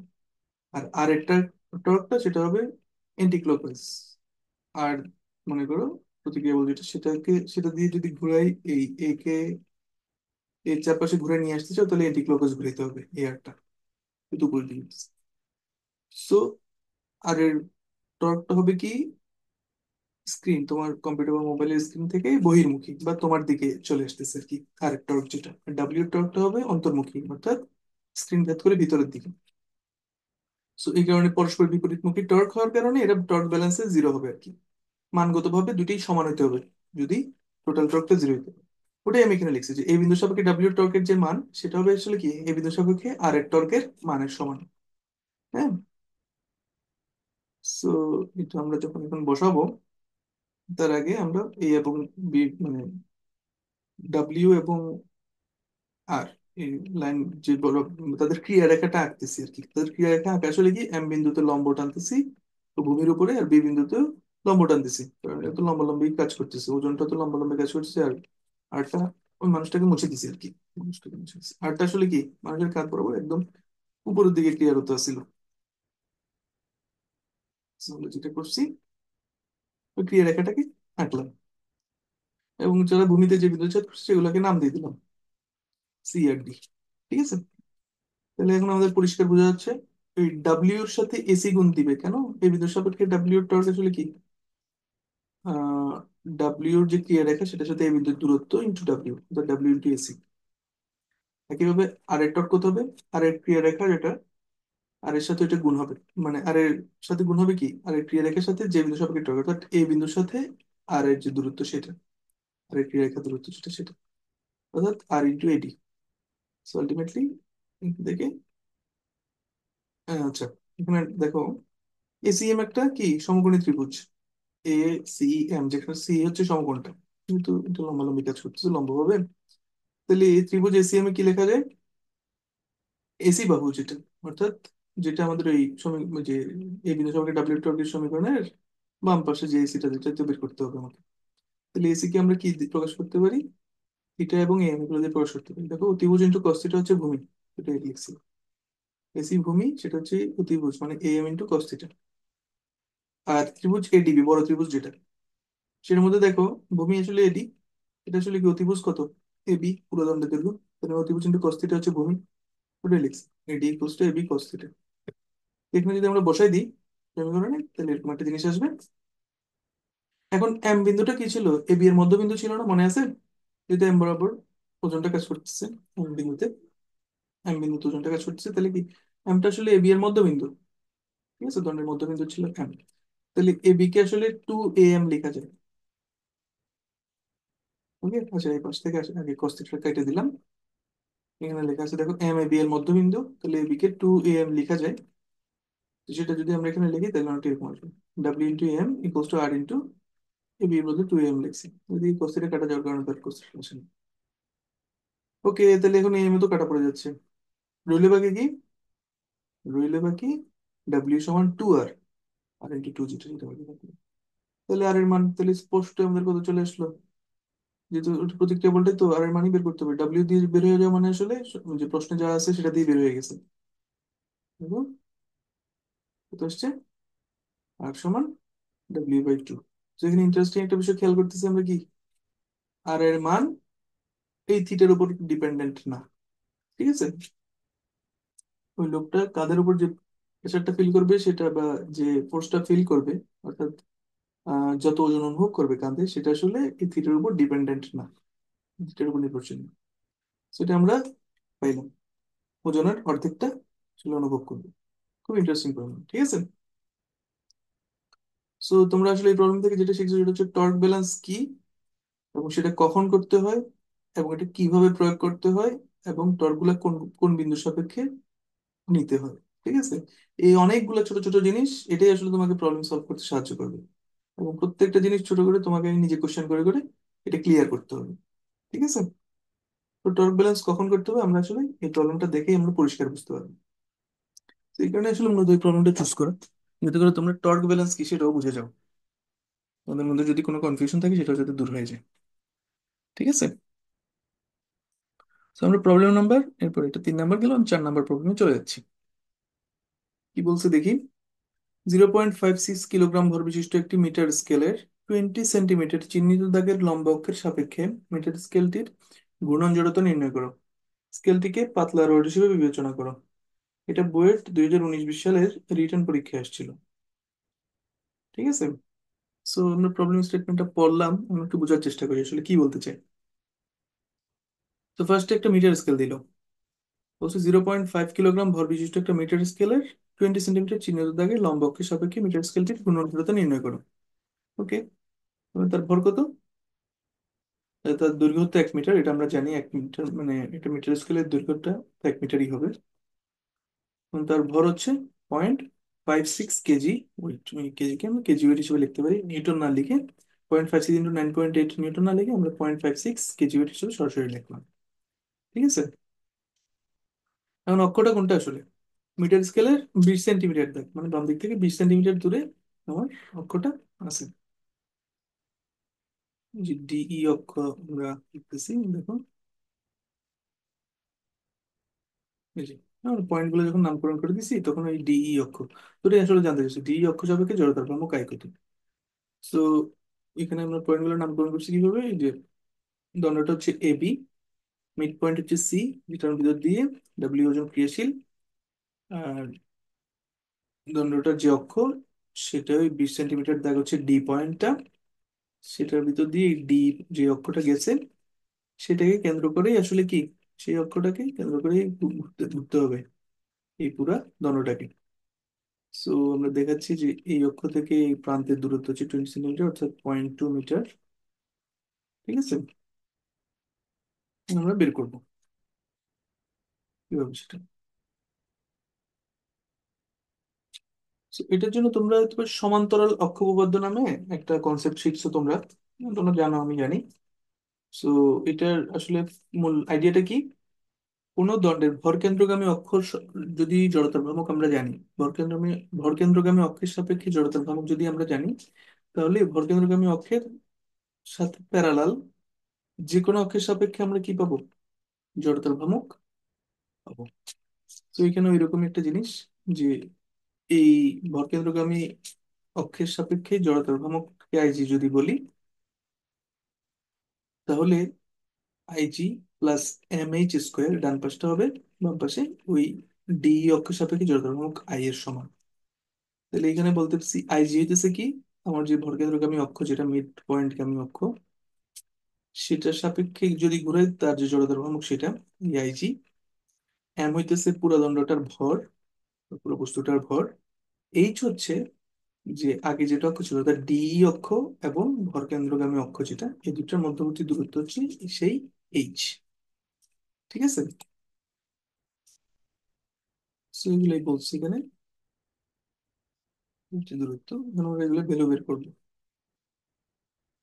দেখো আইজি হইতেছে কি, আমরা জানি কোন একটা দণ্ডের মধ্যবিন্দুগামী লম্ব অক্ষ, দণ্ডের উপর লম্ব অক্ষর সাপেক্ষে ওই দণ্ডের জড়তার ভ্রামক হচ্ছে 1/12 ml²। যেখানে এলটা হচ্ছে আসলে কি, দণ্ডের দৈর্ঘ্য। ঠিক আছে, দণ্ডের দৈর্ঘ্য কত, এবি, অর্থাৎ সেটার মান হচ্ছে 1 মিটার। হ্যাঁ, তাহলে আইজি কে আমরা লিখতে পারি 1/12 × 0.56 × 1 স্কোয়ার। তো এরকম একটা মান আসে 0.0467 কেজি মিটার স্কোয়ার। আচ্ছা, এটা মিটার স্কোয়ার হবে, মিটার ইনভার্স টু লিখে দিছি। এটা আমি ক্লিয়ার করে দিই, এটা মিটার স্কোয়ার হবে।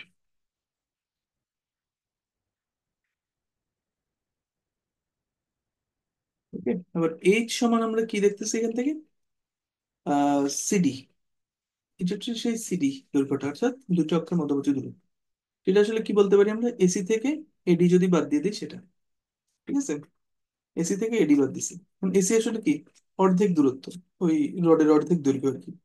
এটা হচ্ছে 0.5 মিটার, 1 মিটারের অর্ধেক মানে 0.5 মিটার। আর এক প্রান্ত থেকে এই অক্ষ যেটা মানে ডি অক্ষ যেটা, তার দূরত্ব হচ্ছে 0.2। একটা বিয়োগ দিলে আমরা 0.3 মিটার পাইলাম। এই দুইটা অক্ষের মধ্যবর্তী দূরত্ব। ঠিক আছে, অলরাইট। তাহলে আমরা এখন সমান্তরাল অক্ষ উপপাদ্য ইউজ করার জন্য রেডি, ফুলি প্রিপেয়ার্ড। আমরা সেই ভ্যালুগুলো, অর্থাৎ এই আইজির ভ্যালু এবং এইচ এর ভ্যালু আর এম এর ভ্যালু তো আমরা অলরেডি জানি, এগুলো সব আমরা এখানে বসাই দেবো। আই সমান আইজি প্লাস এম এইচ করে বসাই দিবো। সেখানে বসাই দিচ্ছি দেখো।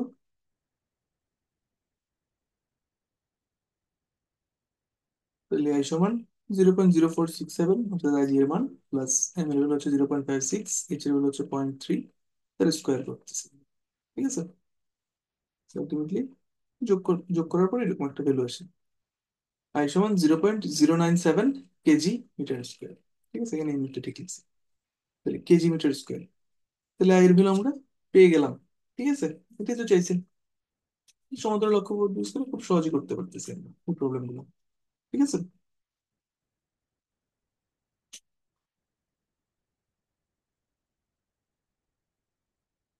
প্রবলেমের স্টেটমেন্ট একবার পড়ি। তো স্ক্রিনে দেওয়া আছে দেখো, একটি নির্দিষ্ট বস্তু একটি 45 ডিগ্রি কোণে হেলানো রুক্ষ ঢালু পথে নামতে যে সময় নেয় তা একই রকম, কিন্তু মসৃণ 45 ডিগ্রি কোণে হেলানো ঢালে নামতে যে সময় লাগে তার থেকে n গুণ বেশি। মানে রুক্ষ ঢালে নামতে, রুক্ষ ঢাল দিয়ে নামতে হচ্ছে n গুণ বেশি সময় লাগে মসৃণ ঢালে নামাচ্ছে, মসৃণ ঢাল বরাবর নামাচ্ছে। ঠিক আছে, এগুলো খুব ন্যাচারাল। কারণ রুক্ষ ঢালে কি আছে, ফ্রিকশন বা ঘর্ষণ থাকবে, আস্তে আস্তে নামবে। ঠিক আছে, তার মানে তার সময় বেশি লাগবে। তাহলে রুক্ষ ঢালে সময় বেশি লাগবে। কত গুণ বেশি, n গুণ বেশি, কার থেকে, মসৃণ ঢালের থেকে। তাহলে এখন যাইছে আসলে বস্তু এবং রুক্ষ ঢালের মধ্যে ওই গতি ও ঘর্ষণ সহগ কত। খুবই সহজ, মানে অ্যাকচুয়ালি কনসেপচুয়ালি চিন্তা চিন্তা করে খুব কঠিন কিছু না, মানে জাস্ট তোমাকে ডায়াগ্রাম আঁকতে পারলেই জিনিসটা সহজ হয়ে যাবে। সেটা জেডাব্লিউ মেইন 2024 সালে আসছে, গত বছরের জেডাব্লিউ মেইনে আসা। সো প্রবলেম, আগেই বলছিলাম জেডাব্লিউ মেইনে আসলে তোমাদের ক্যালিবার মানে বাংলাদেশের সব মানে ম্যাক্সিমাম স্টুডেন্টস আসলে জেডাব্লিউ মেইন ক্লিয়ার করার মতন, এটা আমি বিশ্বাস করি। হ্যাঁ, কারণ ওখানকার প্রবলেম গুলো আসলে খুব বেশি আহামরি জটিল কিছু না। অ্যাডভান্স লেভেলে গেলে তখন দেখা যায় একটু আসলে জটিল প্রবলেম টবলেম আসে। সো মেইনস এর কোনো প্রবলেম দেখলে তোমরা আসলে ওটা করে ফেলার চেষ্টা করবা, মনে করবা যে এটা তোমাদের ওই জানাশোনা কনসেপ্টের ভিতরে আসে। এক্সেপ্ট যদি তোমাদের থিওরি পড়া না থাকে কোনো একটা পার্টিকুলার টপিকের উপর, বা তোমাদের বইয়ের স্কোপের বাইরে কোনো থিওরি, সেটা তোমরা পারবা না। সেটা তোমার থেকে কেউ এক্সপেক্ট করে না। কিন্তু বইয়ের কনসেপ্টের আসবে, যেমন এখানে ফ্রিকশন টিকশন সবই তোমাদের বইয়ে আছে। তার মানে এটা তোমার মানে তোমাদের আসলে এই ধরনের প্রবলেম, আই মিন, তোমরা দেখলে আসলে একটু বিশ্বাস করবে যে এটা তোমরা পারবা। ঠিক আছে, তাহলে অর্ধেকটা আসলে ওখানেই সলভ হয়ে যাবে। তাহলে আমরা ডায়াগ্রাম আঁকি। ওকে, নাইস। তাহলে এই যে রুক্ষ ঢালু এটাকে হলুদ রঙে রাখছি, আর মসৃণ ঢালটাকে আমরা রাখছি নীল রঙের। ঠিক আছে, এখন ভরটাকে এঁকে দিলাম। ওই যে এম ভরের বস্তু, যেহেতু সেম বস্তুটাই আসলে দুটা কেস হচ্ছে, নির্দিষ্ট বস্তু। ওই 45 ডিগ্রি কোণ সেটাও আঁকলাম। আর এদের একটা দৈর্ঘ্য ধরে নিলাম যে এল দৈর্ঘ্যের। ঠিক আছে, এই ঢালটার দৈর্ঘ্য হচ্ছে এল, এটা আমরা ধরে নিলাম। আর বের করতে হবে আসলে ওই গতীয় ঘর্ষণ সহ কার, রুক্ষ ঢালের। মসৃণ ঢালে তো কোনো ঘর্ষণ সহগই নেই, কারণ সে কি মসৃণ, সে হচ্ছে মসৃণ। তাহলে রুক্ষ ঢালের গতীয় ঘর্ষণ সহগ হচ্ছে মিউ ধরছি, ওই মিউটাই বের করতে হবে আমাকে। ফাইন। এখন দেখো আমরা কি করতেছি, আমরা বস্তুর ভরটাকে আঁকলাম এমজি, এবং এমজির দুটো উপাংশ দিলাম। একটা হইতেছে কি তল বরাবর নিচের দিকে, আর একটা হইতেছে তলের উপর লম্বভাবে যে প্রেসারটা দিবে সেটা। So, তল বরাবর নিচের দিকে, অর্থাৎ তল বরাবর এই ঢাল বরাবর নিচের দিকে আর কি, সেটা উপাংশ হবে। আর বাই দ্য ওয়ে, এখানে যে 45 ডিগ্রি দেখতেছো সেটা আসলে এই 45 ডিগ্রি এখানে যাবে কেন, কারণ এটা হচ্ছে একটা সমকোণী ত্রিভুজ তো। তাহলে এটা 45 ডিগ্রি হলে এই কোণটা 45 ডিগ্রি, তার মানে বাকি কোণটা হচ্ছে 90 ডিগ্রি থেকে বাদ দিয়েছে, এটা অর্থাৎ 45 ডিগ্রি পাবো আমরা। ঠিক আছে, সেটা তোমরা জানো। ঢালের অঙ্ক টঙ্ক করার সময় তোমরা এই ফিগারটা অনেকবার আঁকছো, তো সেটাই আসলে এটা। এখন এমজির দুটো উপাংশ, একটা হচ্ছে এমজি কস থিটা, একটা এমজি সাইন থিটা।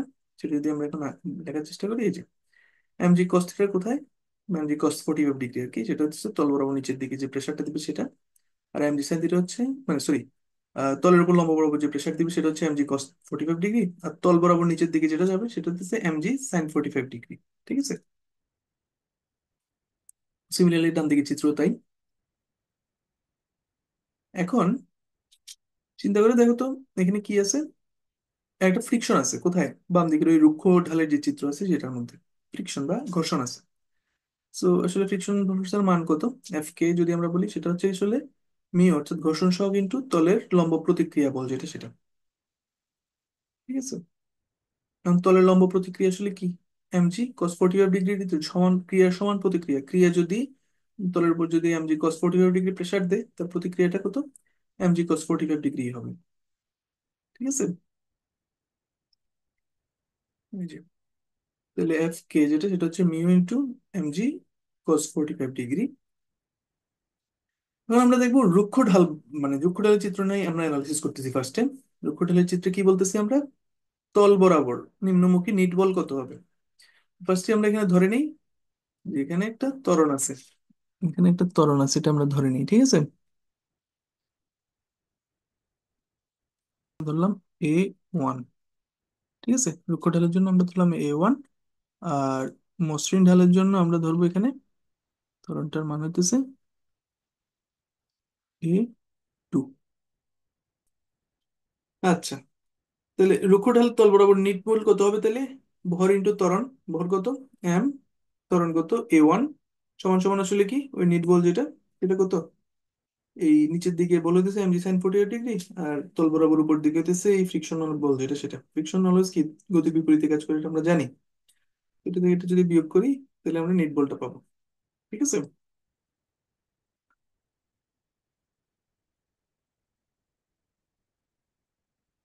তো আমরা এখন দেখি রুদ্ধতল তল বরাবর নিম্নমুখী, রুক্ষ ঢালে তল বরাবর নিম্নমুখী নিট বল কত। ওই দুই পাশ থেকে যদি আমরা এম কেটে দিই তাহলে এরকম একটা জিনিস পাই। তাহলে নিম্নমুখী ত্বরণ হবে A1 সমান G sine 45 degree minus mu G cos 45 degree. Sine 45 degree আর কস 45 ডিগ্রি দুটার ভ্যালু কিন্তু 1/√2। যাই হোক, এখানে লিখে নিই সেটা, ফাইনালি এটা ডিসক্লোজ করবো। ওকে, সো ভাই এগুলো সব ক্লিন আপ করে জাস্ট যেটা আমাদের প্রয়োজনীয় ইনফরমেশনটাই রাখলাম শুধু। এখন আছি ডান দিকের চিত্রে।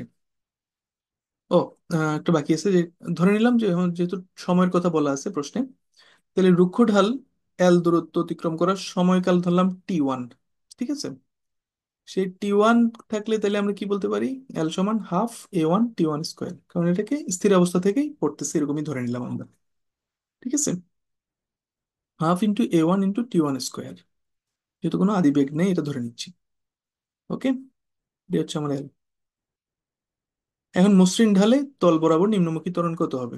এই রুক্ষ ঢালে যেরকম অনেক কারসাজি করে বের করছি, মসৃণ ঢালে তো ওরকম কিছু না, স্ট্রেট ফরওয়ার্ড আমরা দেখতেছি এমজি সাইন 45 ডিগ্রি নিম্নমুখী ফোর্স। তাহলে ত্বরণ কত হবে, এই ভর বাদ দিলে যেটা অর্থাৎ সেটাই থাকবে, g × sin 45 ডিগ্রি। সেটা এখানে লিখছি, মসৃণ ঢলে তল বরাবর নিম্নমুখী ত্বরণ হচ্ছে a2 সমান g × sin 45 ডিগ্রি। তাহলে মসৃণ ঢালে, মানে ডান দিকে চিত্রে, এল দূরত্ব অতিক্রমকালে সময় যদি t2 হয়, সেটা কি হবে? সরি,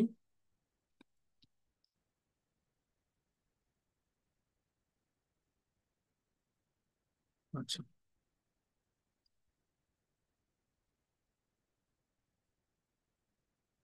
হুম, টি টু হলে এল হচ্ছে half into a2 × t2 square. এটু আসলে কি? মসৃণ ঢালে নিচের দিকে যে ত্বরণে নামতেছে সেটা। ঠিক আছে, টি2 স্কোয়ার। এখন দেখো, এল কিন্তু দুই পাশ থেকে কাটা চলে যাবে কিভাবে, যদি আমরা একটা সমীকরণকে আরেকটা সমীকরণ দিয়ে ভাগ করে দিই, তাহলে এল চলে যাচ্ছে দুই পাশ থেকে। তাহলে আলটিমেটলি আসবে 1 = ওই হাফটাও চলে যাবে ডান পাশ থেকে, ডান পাশে থাকবে উপরে a1 t1 square divide by a2 t2 square.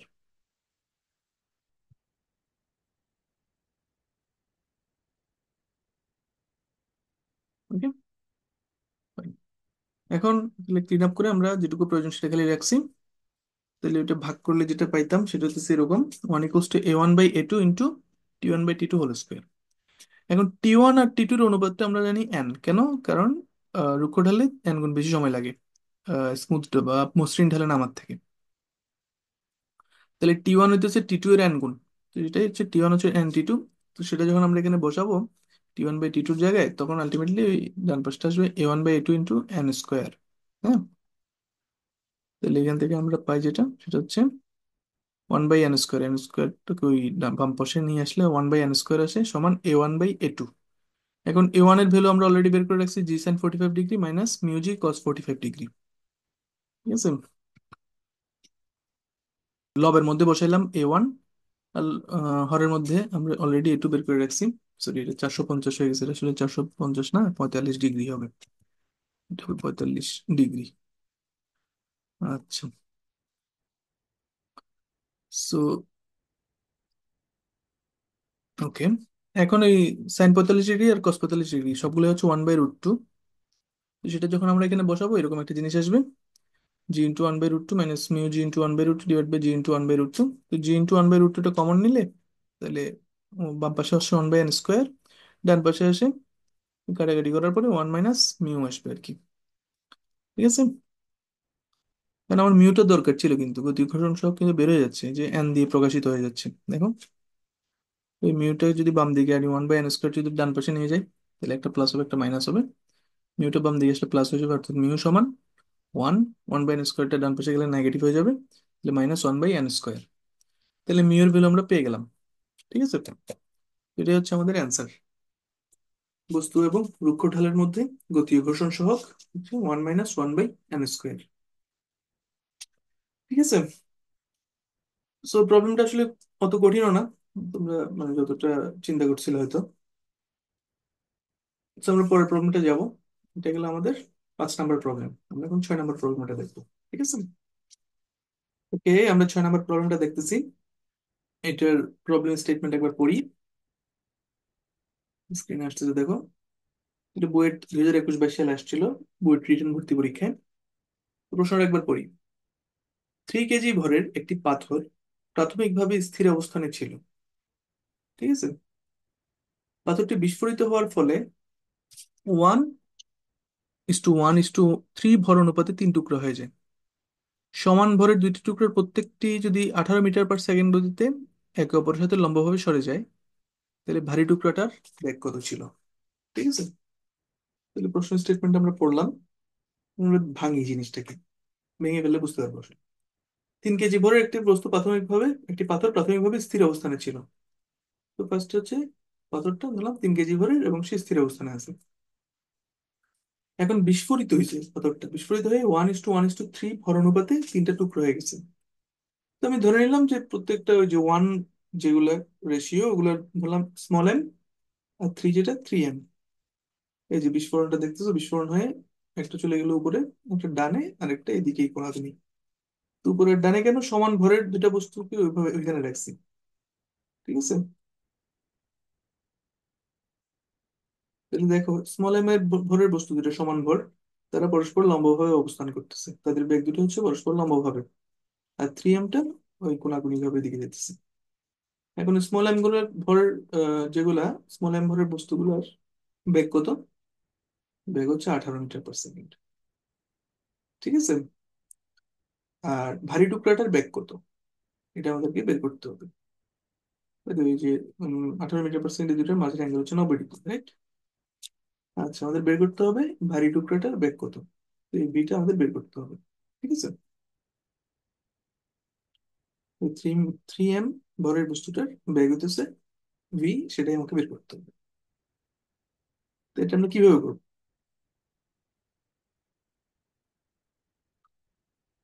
তো তোমাদের মাথায় যদি অলরেডি ভরবেগের সংরক্ষণ সূত্র, এইটা যদি ক্লিক করে আইডিয়াটা মাথায় উকি দিয়ে গেলে, তোমরা আসলে কারেক্ট পথেই আসো। এটা আসলে ভরবেগের সংরক্ষণ সূত্র দিয়ে করতে হবে। ঠিক আছে। তো আমরা শুরু করি। ভরবেগের সংরক্ষণ সূত্র, এটা আসলে কি, বিস্ফোরণের আগের ভরবেগ যেটা, অর্থাৎ শূন্য, কারণ সে স্থির অবস্থানে ছিল, সেটা হবে আসলে কি, বিস্ফোরণের পরের ভরবেগ। মোট ভরবেগের সমান হবে। কিন্তু বিস্ফোরণের পরে মোট ভরবেগ হবে 0। ওকে। তাইলে এখন দেখি এটাকে অন্যভাবে বললে কি হবে আসলে। এই যে দেখো, আহ দুইটা ভর যেটা 18, স্মল এম ভরের যে দুটো সমান ভরের বস্তু দুইটা পরস্পর লম্বভাবে যেগুলো অবস্থান করতেছে, ও দুটোর বেগের কারণে ওদের গতিপথটা পরস্পরের সাথে লম্ব। এখন এই দুইটার একটা লব্ধি থাকবে, রাইট? লব্ধি ভরবেগ থাকবে, স্মল এম ইন্টু 18, আর এদিকে স্মল এম ইন্টু 18। দুটো লব্ধি ভরবেগ ওই এদের মাঝামাঝি কোনো এক ডিরেকশনে চলে যাচ্ছে। ঠিক আছে। এখন বিস্ফোরণের পরের ভরবেগ শূন্য বলছে, রাইট? এবং বিস্ফোরণের পরের ভরবেগের মানগতভাবে তো তার শূন্য না, কারণ মানগতভাবে স্মল এম ইন্টু 18 একটা মান, স্মল এম ইন্টু 18 আর একটা মান, 3m ইন্টু ভি আর একটা মান। কিন্তু দিকের কারণে ব্যালেন্স আউট হয়ে তারা 0 হবে। ঠিক আছে। তাহলে স্মল এম ভরের দুটা বস্তুর যে ভরবেগের যে ভেক্টর যোগফল, ভেক্টর যোগফল মানে হচ্ছে মাঝখানে নীল দাগ বরাবর যে তাদের লব্ধি যেটা, সেটা হবে আসলে কি, ওই অপোজিট ডিরেকশনে 3m ভরের বস্তুটার ভরবেগের সমান। ঠিক আছে। তাহলে 3m বস্তুর ভরবেগ p3, এর মান হবে দুটি m এর ভরবেগ দ্বয়ের লব্ধি, অর্থাৎ p1 vector plus p2 vector, এই লব্ধির মানের সমান ও বিপরীতমুখী। ঠিক আছে। তাই আমাদের এখন স্টেটমেন্টটা ফুললি ক্লিয়ার হয়ে গেছে। আমাদের যে জিনিসটা বের করতে হবে সেটা হচ্ছে ভি এর মান, 3m ইন্টু ভি সমান হচ্ছে বাম, মানে এই 3m বস্তুটা ভরবেগ, আর বাকি বাদ বাকি যে ভরবেগ যেটা, ওই দুইটার লব্ধি, স্মল এম ভরের দুইটা বস্তু যেটা তাদের লব্ধি, ওটা বের করতে পারলে আমাদের আসলে প্রবলেমটা সলভ হয়ে যাবে। ঠিক আছে।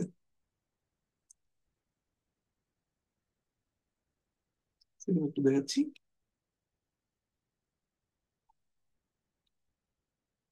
এখন আমরা দেখি 3m বস্তুটার ভরবেগ এর মান হবে, আচ্ছা এখানে ওই কথাটাকে আসলে এখানে হাইলাইট করে দিছি। মান হবে কি, দুটি m এর ভরবেগ ধরে লব্ধি, P one plus P two vector এর সমান ও বিপরীতমুখী। ঠিক আছে। এখন আলাদা আলাদা কেসে জাস্ট বের করবো যে p3 ভেক্টর যেটা, অর্থাৎ তিন, 3m বস্তুটা, 3m ভরের বস্তুর ভরবেগ কত, 3m ইন্টু তাদের বেগ, মানে তার বেগ 3m ইন্টু তার বেগ, অর্থাৎ 3mv। ঠিক আছে। আর ওই বাকি দুটা ভরের যে ভরবেগ দ্বয়ের ভেক্টর যোগফল কত, ভেক্টর যোগফলের ভেক্টর যোগফলের সূত্র ইউজ করছি আমরা, মানে p1 square plus p2 square, যেহেতু তারা পরস্পর লম্বালম্বি ভাবে অবস্থান করতেছে, 2p কিউ কজ, মানে 2p1 into p2 into cos 90 degree, ওটার টার্মটা থাকতেছে না আর কি, জিরো, জিরো হয়ে যাচ্ছে। তার মানে p1 square plus p2 square হইলো, p1 এর বদলে বসালাম m ইন্টু 18, p2 এর বদলে বসাইলাম m ইন্টু 18। তো আলটিমেটলি এদের যে ভিতরে স্কোয়ার আছে, m ইন্টু 18টা কমন নিয়ে, স্কোয়ারটা যদি কমন নাও তাহলে 1 + 1 2 হবে। তাহলে আলটিমেটলি আসবে m ইন্টু 18 বেরিয়ে আসে m ইন্টু 18 ইন্টু √2। তাহলে এটা হচ্ছে আমাদের কি, ওই যে স্মল এম ভরের বস্তু দুটার ভরবেগের লব্ধি। ঠিক আছে। কারণ মানগত ভাবে এই লব্ধির মানই হবে আসলে ওই 3mv এর মানের সমান, অর্থাৎ এই যে 3m ভরের বস্তুটা যে ভরবেগ নিয়ে যাচ্ছে সে মানগত ভাবে তার সমান হতে হবে, কারণ বিস্ফোরণের পরে মূল ভরবেগ তো শূন্য। তো সমান ধরে কি পাইলাম আমরা, 3mv সমান m ইন্টু 18 ইন্টু √2। তাহলে 3v হচ্ছে কত, 18 ইন্টু √2। তাহলে ভি হবে 6√2, রাইট? কাটাকাটি গিয়ে আলটিমেটলি 6√2 হচ্ছে আমাদের ভারী টুকরাটার ব্যাগ। ঠিক আছে। এটা ইন্টারেস্টিং হয়ে দেখো যে দুই পাশ থেকে আসলে স্মল এমটা কাটা পড়ে যাচ্ছে, রাইট? তাহলে এই ভারী বস্তুর ব্যাগ নির্ণয় করার জন্য আসলে কোনো রকমের ভরগুলো জানার কোনো প্রয়োজন নেই, জাস্ট রেশিওটা জানলেই হয়ে যাচ্ছিল। ঠিক আছে। ভারী বস্তুটার উম ভরবেগ যদি জানতে চায়, তখন আমাদের ওই স্মল এমটা প্রয়োজন হবে। ঠিক আছে। বা ক্যাপিটাল এম যেটা, মানে স্মল এম মানে যদি জানো তাহলে তো 3 এমটাও জানবা, তাহলে ভারী বস্তুটার ভরবেগটাও জানতা তখন। যেহেতু এখানে যদি ব্যাগ বলছে, এখানে আসলে ওই স্মল এমটা আসলে প্রয়োজন হচ্ছে না। ঠিক আছে। ভরবেগ জানতে চাইলে আবার ওটা লাগতো।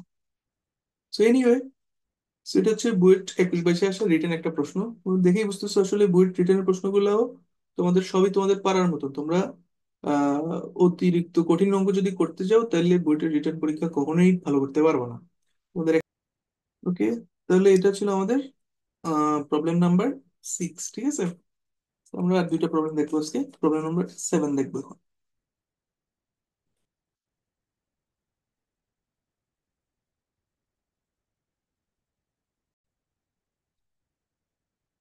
ওকে, আমরা প্রবলেম নাম্বার 7-এ চলে এসেছি। Let's see. ওকে, আমরা এখন দেখবো প্রবলেম নাম্বার 7। স্ক্রিনে তোমরা প্রবলেমটা দেখতে পারতেছো। তিনটি সুষম লাঠি, যাদের প্রত্যেকটির ভর 5 কেজি। সুষম মানে তাদের ভরটা আসলে পুরো লাঠি জুড়ে সুষমভাবে বিস্তৃত। আচ্ছা, তাদের ভর যথাক্রমে কি? 5 কেজি, 10 কেজি আর ডাব্লিউ। কিন্তু দৈর্ঘ্য যথাক্রমে 5, 12 আর 13 একক। ঠিক আছে। এখন 5 একক দৈর্ঘ্যের লাঠিকে মূলবিন্দু থেকে প্লাস এক্স অ্যাক্সিস বরাবর স্থাপন করে লাঠিত্রয় দ্বারা একটি ত্রিভুজাকৃতির ফ্রেম তৈরি করা হয়। ফ্রেমটির ভরকেন্দ্রের অবস্থান নির্ণয় করো। তো প্রশ্নটাকে যদি আমরা একটু ভাঙি তাহলে কি দেখা যাবে? তিনটা সুষম লাঠি আছে, যাদের প্রত্যেকটার ভর 5 কিলোগ্রাম, 10 কিলোগ্রাম আর ডাব্লিউ কিলোগ্রাম। আর দৈর্ঘ্য যথাক্রমে 5, 12 আর 13। এবং 5 একক দৈর্ঘ্যের লাঠিকে মূলবিন্দু থেকে প্লাস এক্স এক্সিস বরাবর স্থাপন করছে। আচ্ছা, এখন আমরা যদি ছবি আঁকি তাহলে 5, এই যে 5 ইউনিটের দৈর্ঘ্যের 5 দৈর্ঘ্যের লাঠিটাকে এক্স এক্সিস বরাবর স্থাপন করছে মূলবিন্দু থেকে। এখন 5, 12 আর 13 এই লেন্থ দিয়ে যে ত্রিভুজটা তৈরি করা হয় সেটা কিন্তু একটা সমকোণী ত্রিভুজ, কারণ নাম্বারগুলো আমাদের পরিচিত। এই দুইটার বর্গের যোগফল আরেকটা বর্গের সমান, 3 নাম্বারটা বর্গের সমান, যেমন 5 স্কোয়ার প্লাস 12 স্কোয়ার হয় 13 স্কোয়ার। তো এই কারণে এই ত্রিভুজটা সমকোণী, যেখানে 5 আর 12 এই দুইটার মাঝের কোণটা হইতেছে কি? সমকোণ। ওকে। এটা কেন ইম্পর্টেন্ট? কারণ বলছে ত্রিভুজাকৃতির ফ্রেম, যেভাবেই তুমি ত্রিভুজাকৃতির ফ্রেম তৈরি করো না কেন, সেটা একটা সমকোণী ত্রিভুজ হবে, যেখানে 5 এবং 12 এর মাঝের অ্যাঙ্গেলটা হবে সেই সমকোণটা। ঠিক আছে। তাইলে 5 যদি মূলবিন্দু থেকে প্লাস এক্স ডিরেকশনে হয়, সরি এখানে 8 নয়, এটা হবে 12। 12 হবে।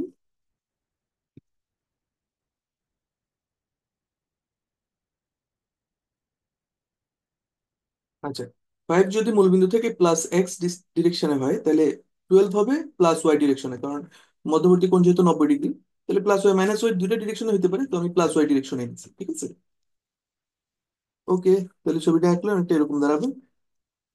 এবং অতিভুজটা আঁকলে এরকম দাঁড়াবে। অতিভুজটা হচ্ছে সেই 13 একক। ঠিক আছে। অলরাইট। এখন আমরা দেখতে যাচ্ছি এই 5 ইউনিট যেটা, 5 এককের যে লাঠি যেটা আছে এটা, তার ভরকেন্দ্রটা একটু জানতে চাই আমরা। কেন? কারণ ওভারঅল সিস্টেমের ভরকেন্দ্র বা ফ্রেমটার ভরকেন্দ্র আমরা জানতে চাচ্ছি। তো প্রত্যেকটা লাঠি আলাদা আলাদা করে ভরকেন্দ্র যদি আমরা দেখি, এই 5 কেজি ভর, 5 লেন্থের ভরটা, ভরকেন্দ্রটা আছে এই 5-এর অর্ধেক দূরত্বে এক্স এক্সিস বরাবর। সেটা কত? সেটা হচ্ছে 5/2, 0। 5/2 মানে হচ্ছে 2.5 আর কি। 5/2, 0 এই পয়েন্টে কত ভর কাজ করতেছে? দেখো এখানে 5 কেজি ভর বস্তুটার দৈর্ঘ্য হচ্ছে 5 একক, তার মানে 5 একক যার দৈর্ঘ্য তার ভর হচ্ছে 5 কিলোগ্রাম। এই যে 5 কেজি। ঠিক আছে। অলরাইট। সিমিলারলি এরপর আমরা দেখবো কোনটা? এই যে এটা। 12 একক দৈর্ঘ্যের যে লাঠি, তার ভরকেন্দ্রটা কোথায় থাকবে? তার ভরকেন্দ্রটা থাকবে তার মধ্যবিন্দুতে, অর্থাৎ জিরো। এটা ওয়াই অক্ষের উপরে তো, তাহলে এটা 0,6, কারণ 12 অর্ধেক 6। এই পুরো লেন্থটা হচ্ছে 12, তার অর্ধেক 6, ঠিক আছে? তাহলে 0,6। তাহলে আহ এখানে তো কতটুকু ভর ক্রিয়ারত আছে? 10 কিলোগ্রাম, কারণ 10 কেজি ভর হইতেছে 12 একক। 12 যার দৈর্ঘ্য, তার ভর হচ্ছে 10 কেজি, ঠিক আছে?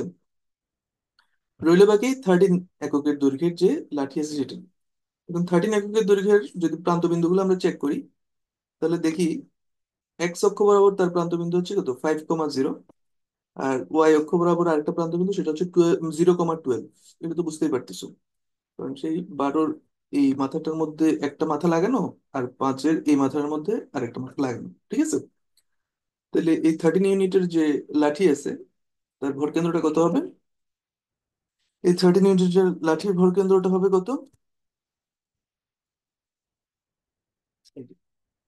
5/2, মানে এক্স অক্ষ বরাবর 5 ইউনিটের অর্ধেক নিয়েছি, আর ওয়াই এক্সিস বরাবর 12 ইউনিটের অর্ধেক নিয়েছি। তাহলে ওই লাঠিটার ভর কেন্দ্র আমরা পাবো, ওই লাঠিটার ভর কেন্দ্র আমরা খুঁজে পাবো, রাইট? এই 13 ইউনিটের লাঠিটার ভর কেন্দ্র হচ্ছে তার মধ্যবিন্দুতে, অর্থাৎ 5/2, 12/2। এটা আসলে আসবে কত? WU কেজি, কারণ 13 একক দৈর্ঘ্যের লাঠির ভর হচ্ছে WU কিলোগ্রাম, ঠিক আছে? তার মানে ডাব্লিউ হচ্ছে তার ভর। আহ এখন আমরা জাস্ট ভ্যালুগুলোকে যদি একটু সুন্দর করে দশমিক দিয়ে লিখি, তাহলে এই ভর কেন্দ্রটা হচ্ছে 0,6, এই ভর কেন্দ্রটা হচ্ছে 2.5,6, এক্স অক্ষের উপর ভর কেন্দ্র হচ্ছে 2.5,0। তাহলে সিস্টেমটা এখন তিনটি বিন্দু ভর দ্বারা গঠিত, এরকম একটা সিস্টেম হয়ে গেল। তিনটা বিন্দু ভরের প্রত্যেকটা স্থানাঙ্ক দেওয়া আছে। 2.5,0 বিন্দুতে 5 কিলোগ্রাম, 0,6 বিন্দুতে 10 কিলোগ্রাম, আর 2.5,6 বিন্দুতে ডাব্লিউ, ঠিক আছে? তাহলে আমাদের ফ্রেমটার ভরকেন্দ্রের অবস্থান নির্ণয় করতে হবে। যেহেতু ডাব্লিউটা থাকবে ভরকেন্দ্রের মধ্যে, বোঝাই যাচ্ছে ডাব্লিউটা থাকবে, ঠিক আছে? ডাব্লিউটা যেহেতু ভ্যালু দেয়া নেই।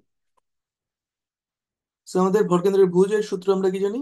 প্রত্যেকটার ভুজ, যেমন 5 কেজির ভুজ যেটা 2.5, এটার সাথে 5 কিলোগ্রাম গুণ করবো, 5 × 2.5, প্লাস 10 কেজির সাথে 10 কেজির যে ভুজ সেটা গুণ করবো, অর্থাৎ 10 × 0, প্লাস W কেজির যে ভুজ সেটার সাথে W কেজি গুণ করবো, অর্থাৎ W × 2.5, ডিভাইড বাই সবগুলা ভরের যোগফল, 5 + 10 + 12, 5 + 10 + তার মানে উপরে আসতেছে 12.5 প্লাস 2.5 W, কারণ 10 × 0 টা 0 হবে।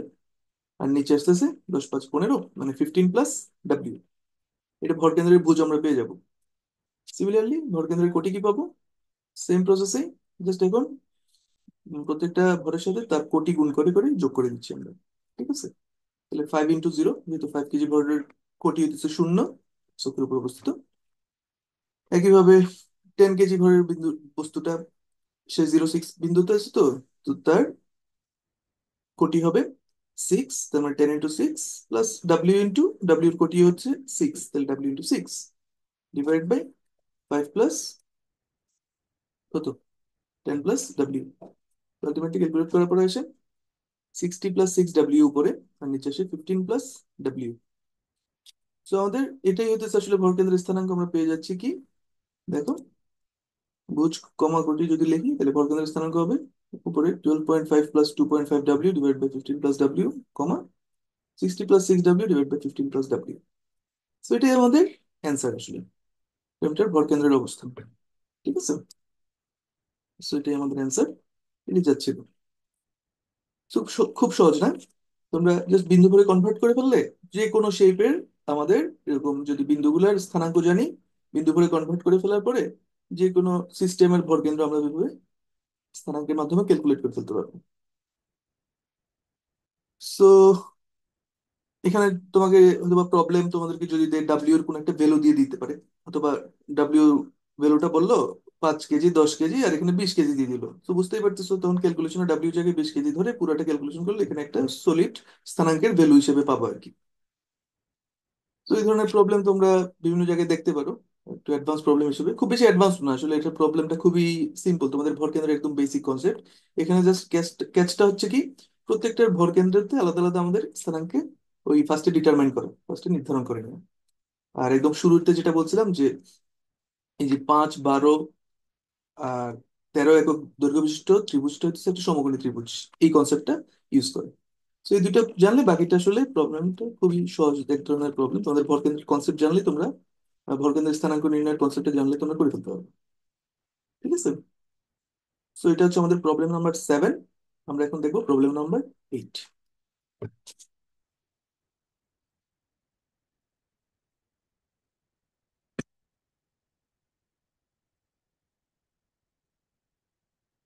তো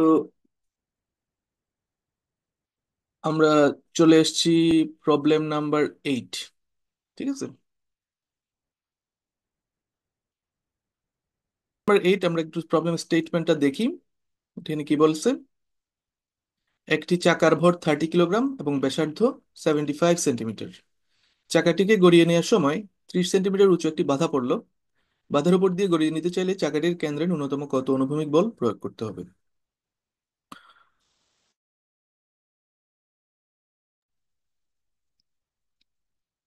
তো একটি চাকার ভর হচ্ছে 30 কেজি আর ব্যাসার্ধ হচ্ছে 75 সেন্টিমিটার।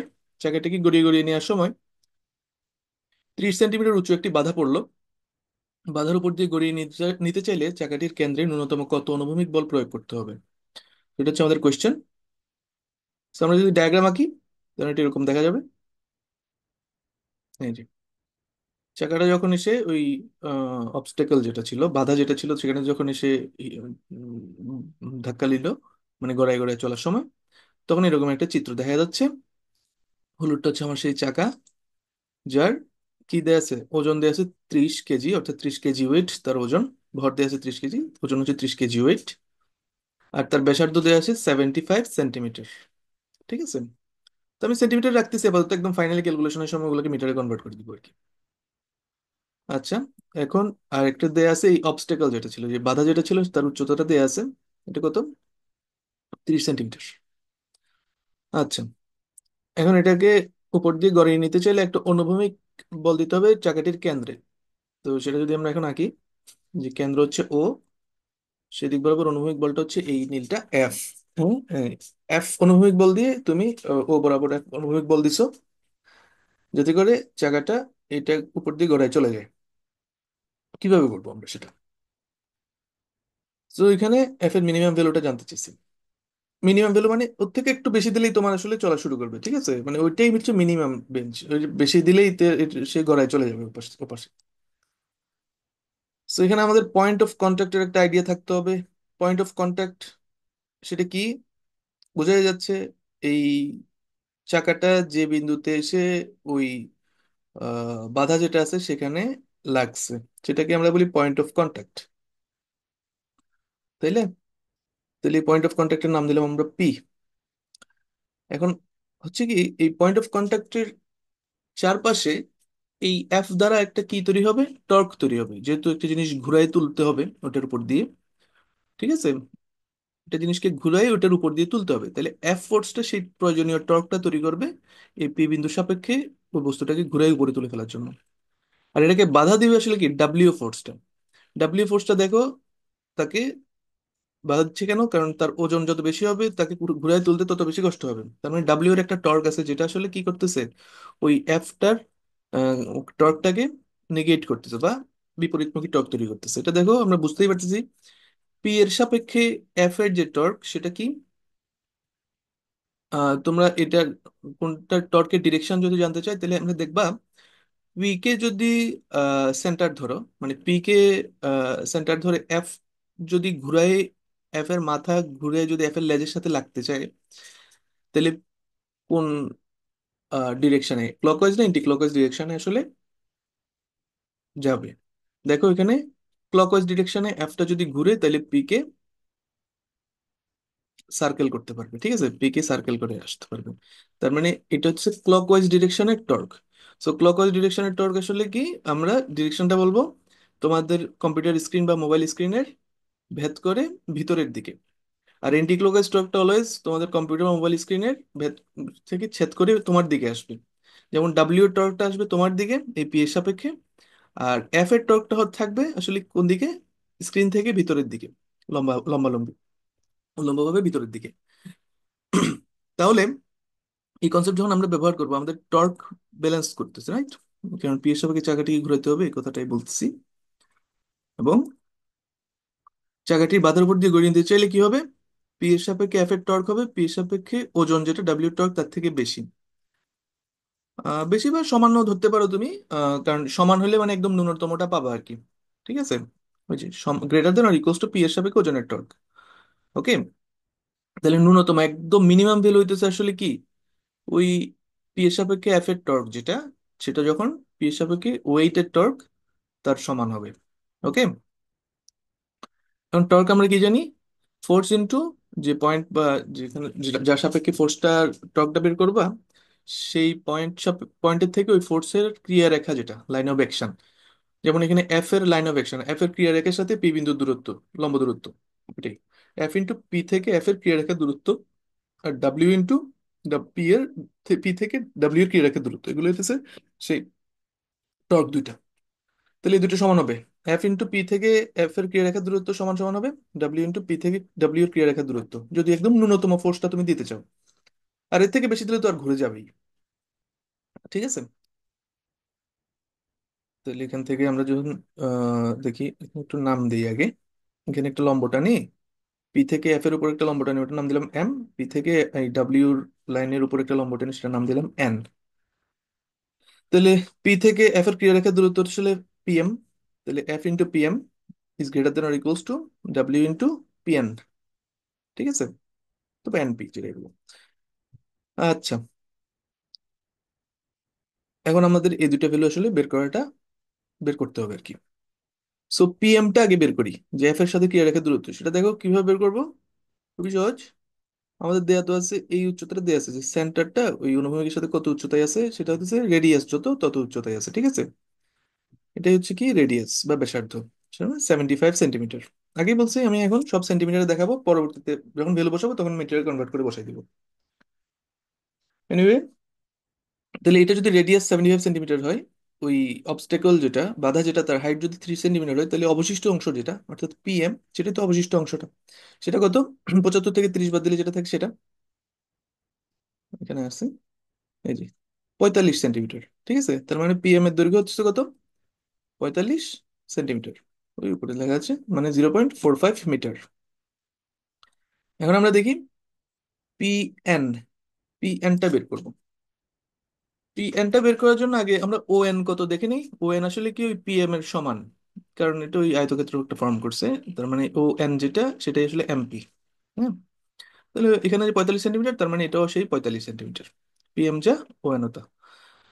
সো 45 সেন্টিমিটার আমরা পেয়ে গেছি। আর ওপি যেটা, সেটা আসলে কি বৃত্তের ব্যাসার্ধ। ঠিক আছে, কারণ কেন্দ্র থেকে ওই পরিধি পর্যন্ত দূরত্বটি তো ব্যাসার্ধ। ওপি হচ্ছে বৃত্তের ব্যাসার্ধ। তাহলে বোঝা যাচ্ছে, এখানে আমরা প্রত্যেকটা যদি আলাদা আলাদা দেখি।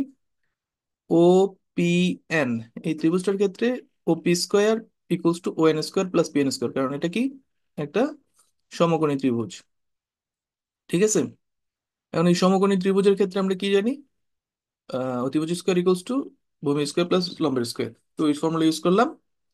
তাহলে এই পি এনটা আমাদের জানা দরকার। এই পি এন, এটা যদি ভূমি বলো তুমি, তাহলে পি এন স্কোয়ার ভূমি স্কোয়ার সমান অতিভুজ স্কোয়ার মাইনাস লম্ব স্কোয়ার, এভাবে যদি চিন্তা করো, তাহলে পি এন স্কোয়ার যদি এটা হয়, তাহলে পি এন হবে রুট ওভার ও পি হচ্ছে কি আমার বৃত্তের ব্যাসার্ধ, মানে 75 সেন্টিমিটার স্কোয়ার মাইনাস 45 সেন্টিমিটার, মানে 45 স্কোয়ার।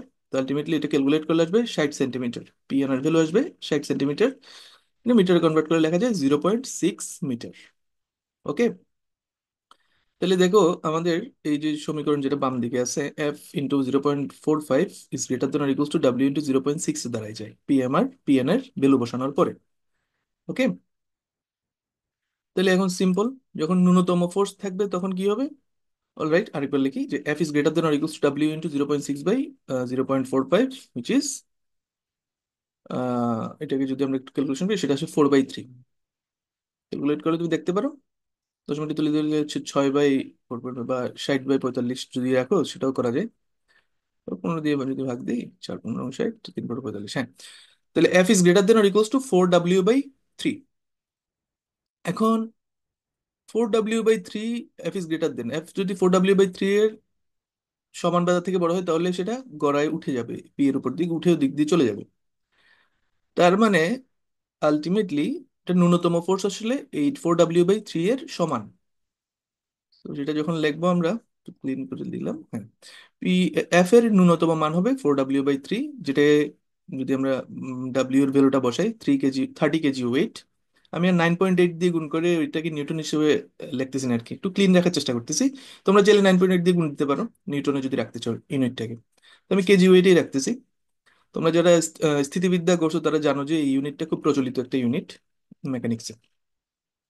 তাহলে 4/3 ইন্টু 30 কেজি ওয়েট, তার মানে 3×30, তাহলে 4×40, আলটিমেটলি কাটাকাটি করার পরে 40 কেজি ওয়েট আসে আর কি। তাহলে সুন্দর, এফ এর ন্যূনতম মান পেয়ে গেছি আমরা, কি 40 কেজি ওয়েট। তাহলে চাকাটির কেন্দ্রে ন্যূনতম কত অনুভূমিক বল প্রয়োগ করতে হবে? 40 কেজি ওয়েট। সো এটাকে তুমি নিউটনে কনভার্ট করতে পারবা, 40 × 9.8 নিউটন। সো এই হচ্ছে আমাদের অ্যান্সার। আমাদের এফ এর মিনিমাম ভ্যালু কত আমরা সেটা পেয়ে গেলাম, এবং সাথে আমাদের প্রবলেমও শেষ। আজকের আজকের 8 নম্বর প্রবলেমটা এখানেই শেষ। তো আশা করি তোমাদের ভালো লাগতেছে। তোমরা আমি আরো 8টা প্রবলেম নিয়ে আসবো। একটু সময় পেলে আমি আরো 8টা প্রবলেমের ভিডিও রেডি করে আনবো।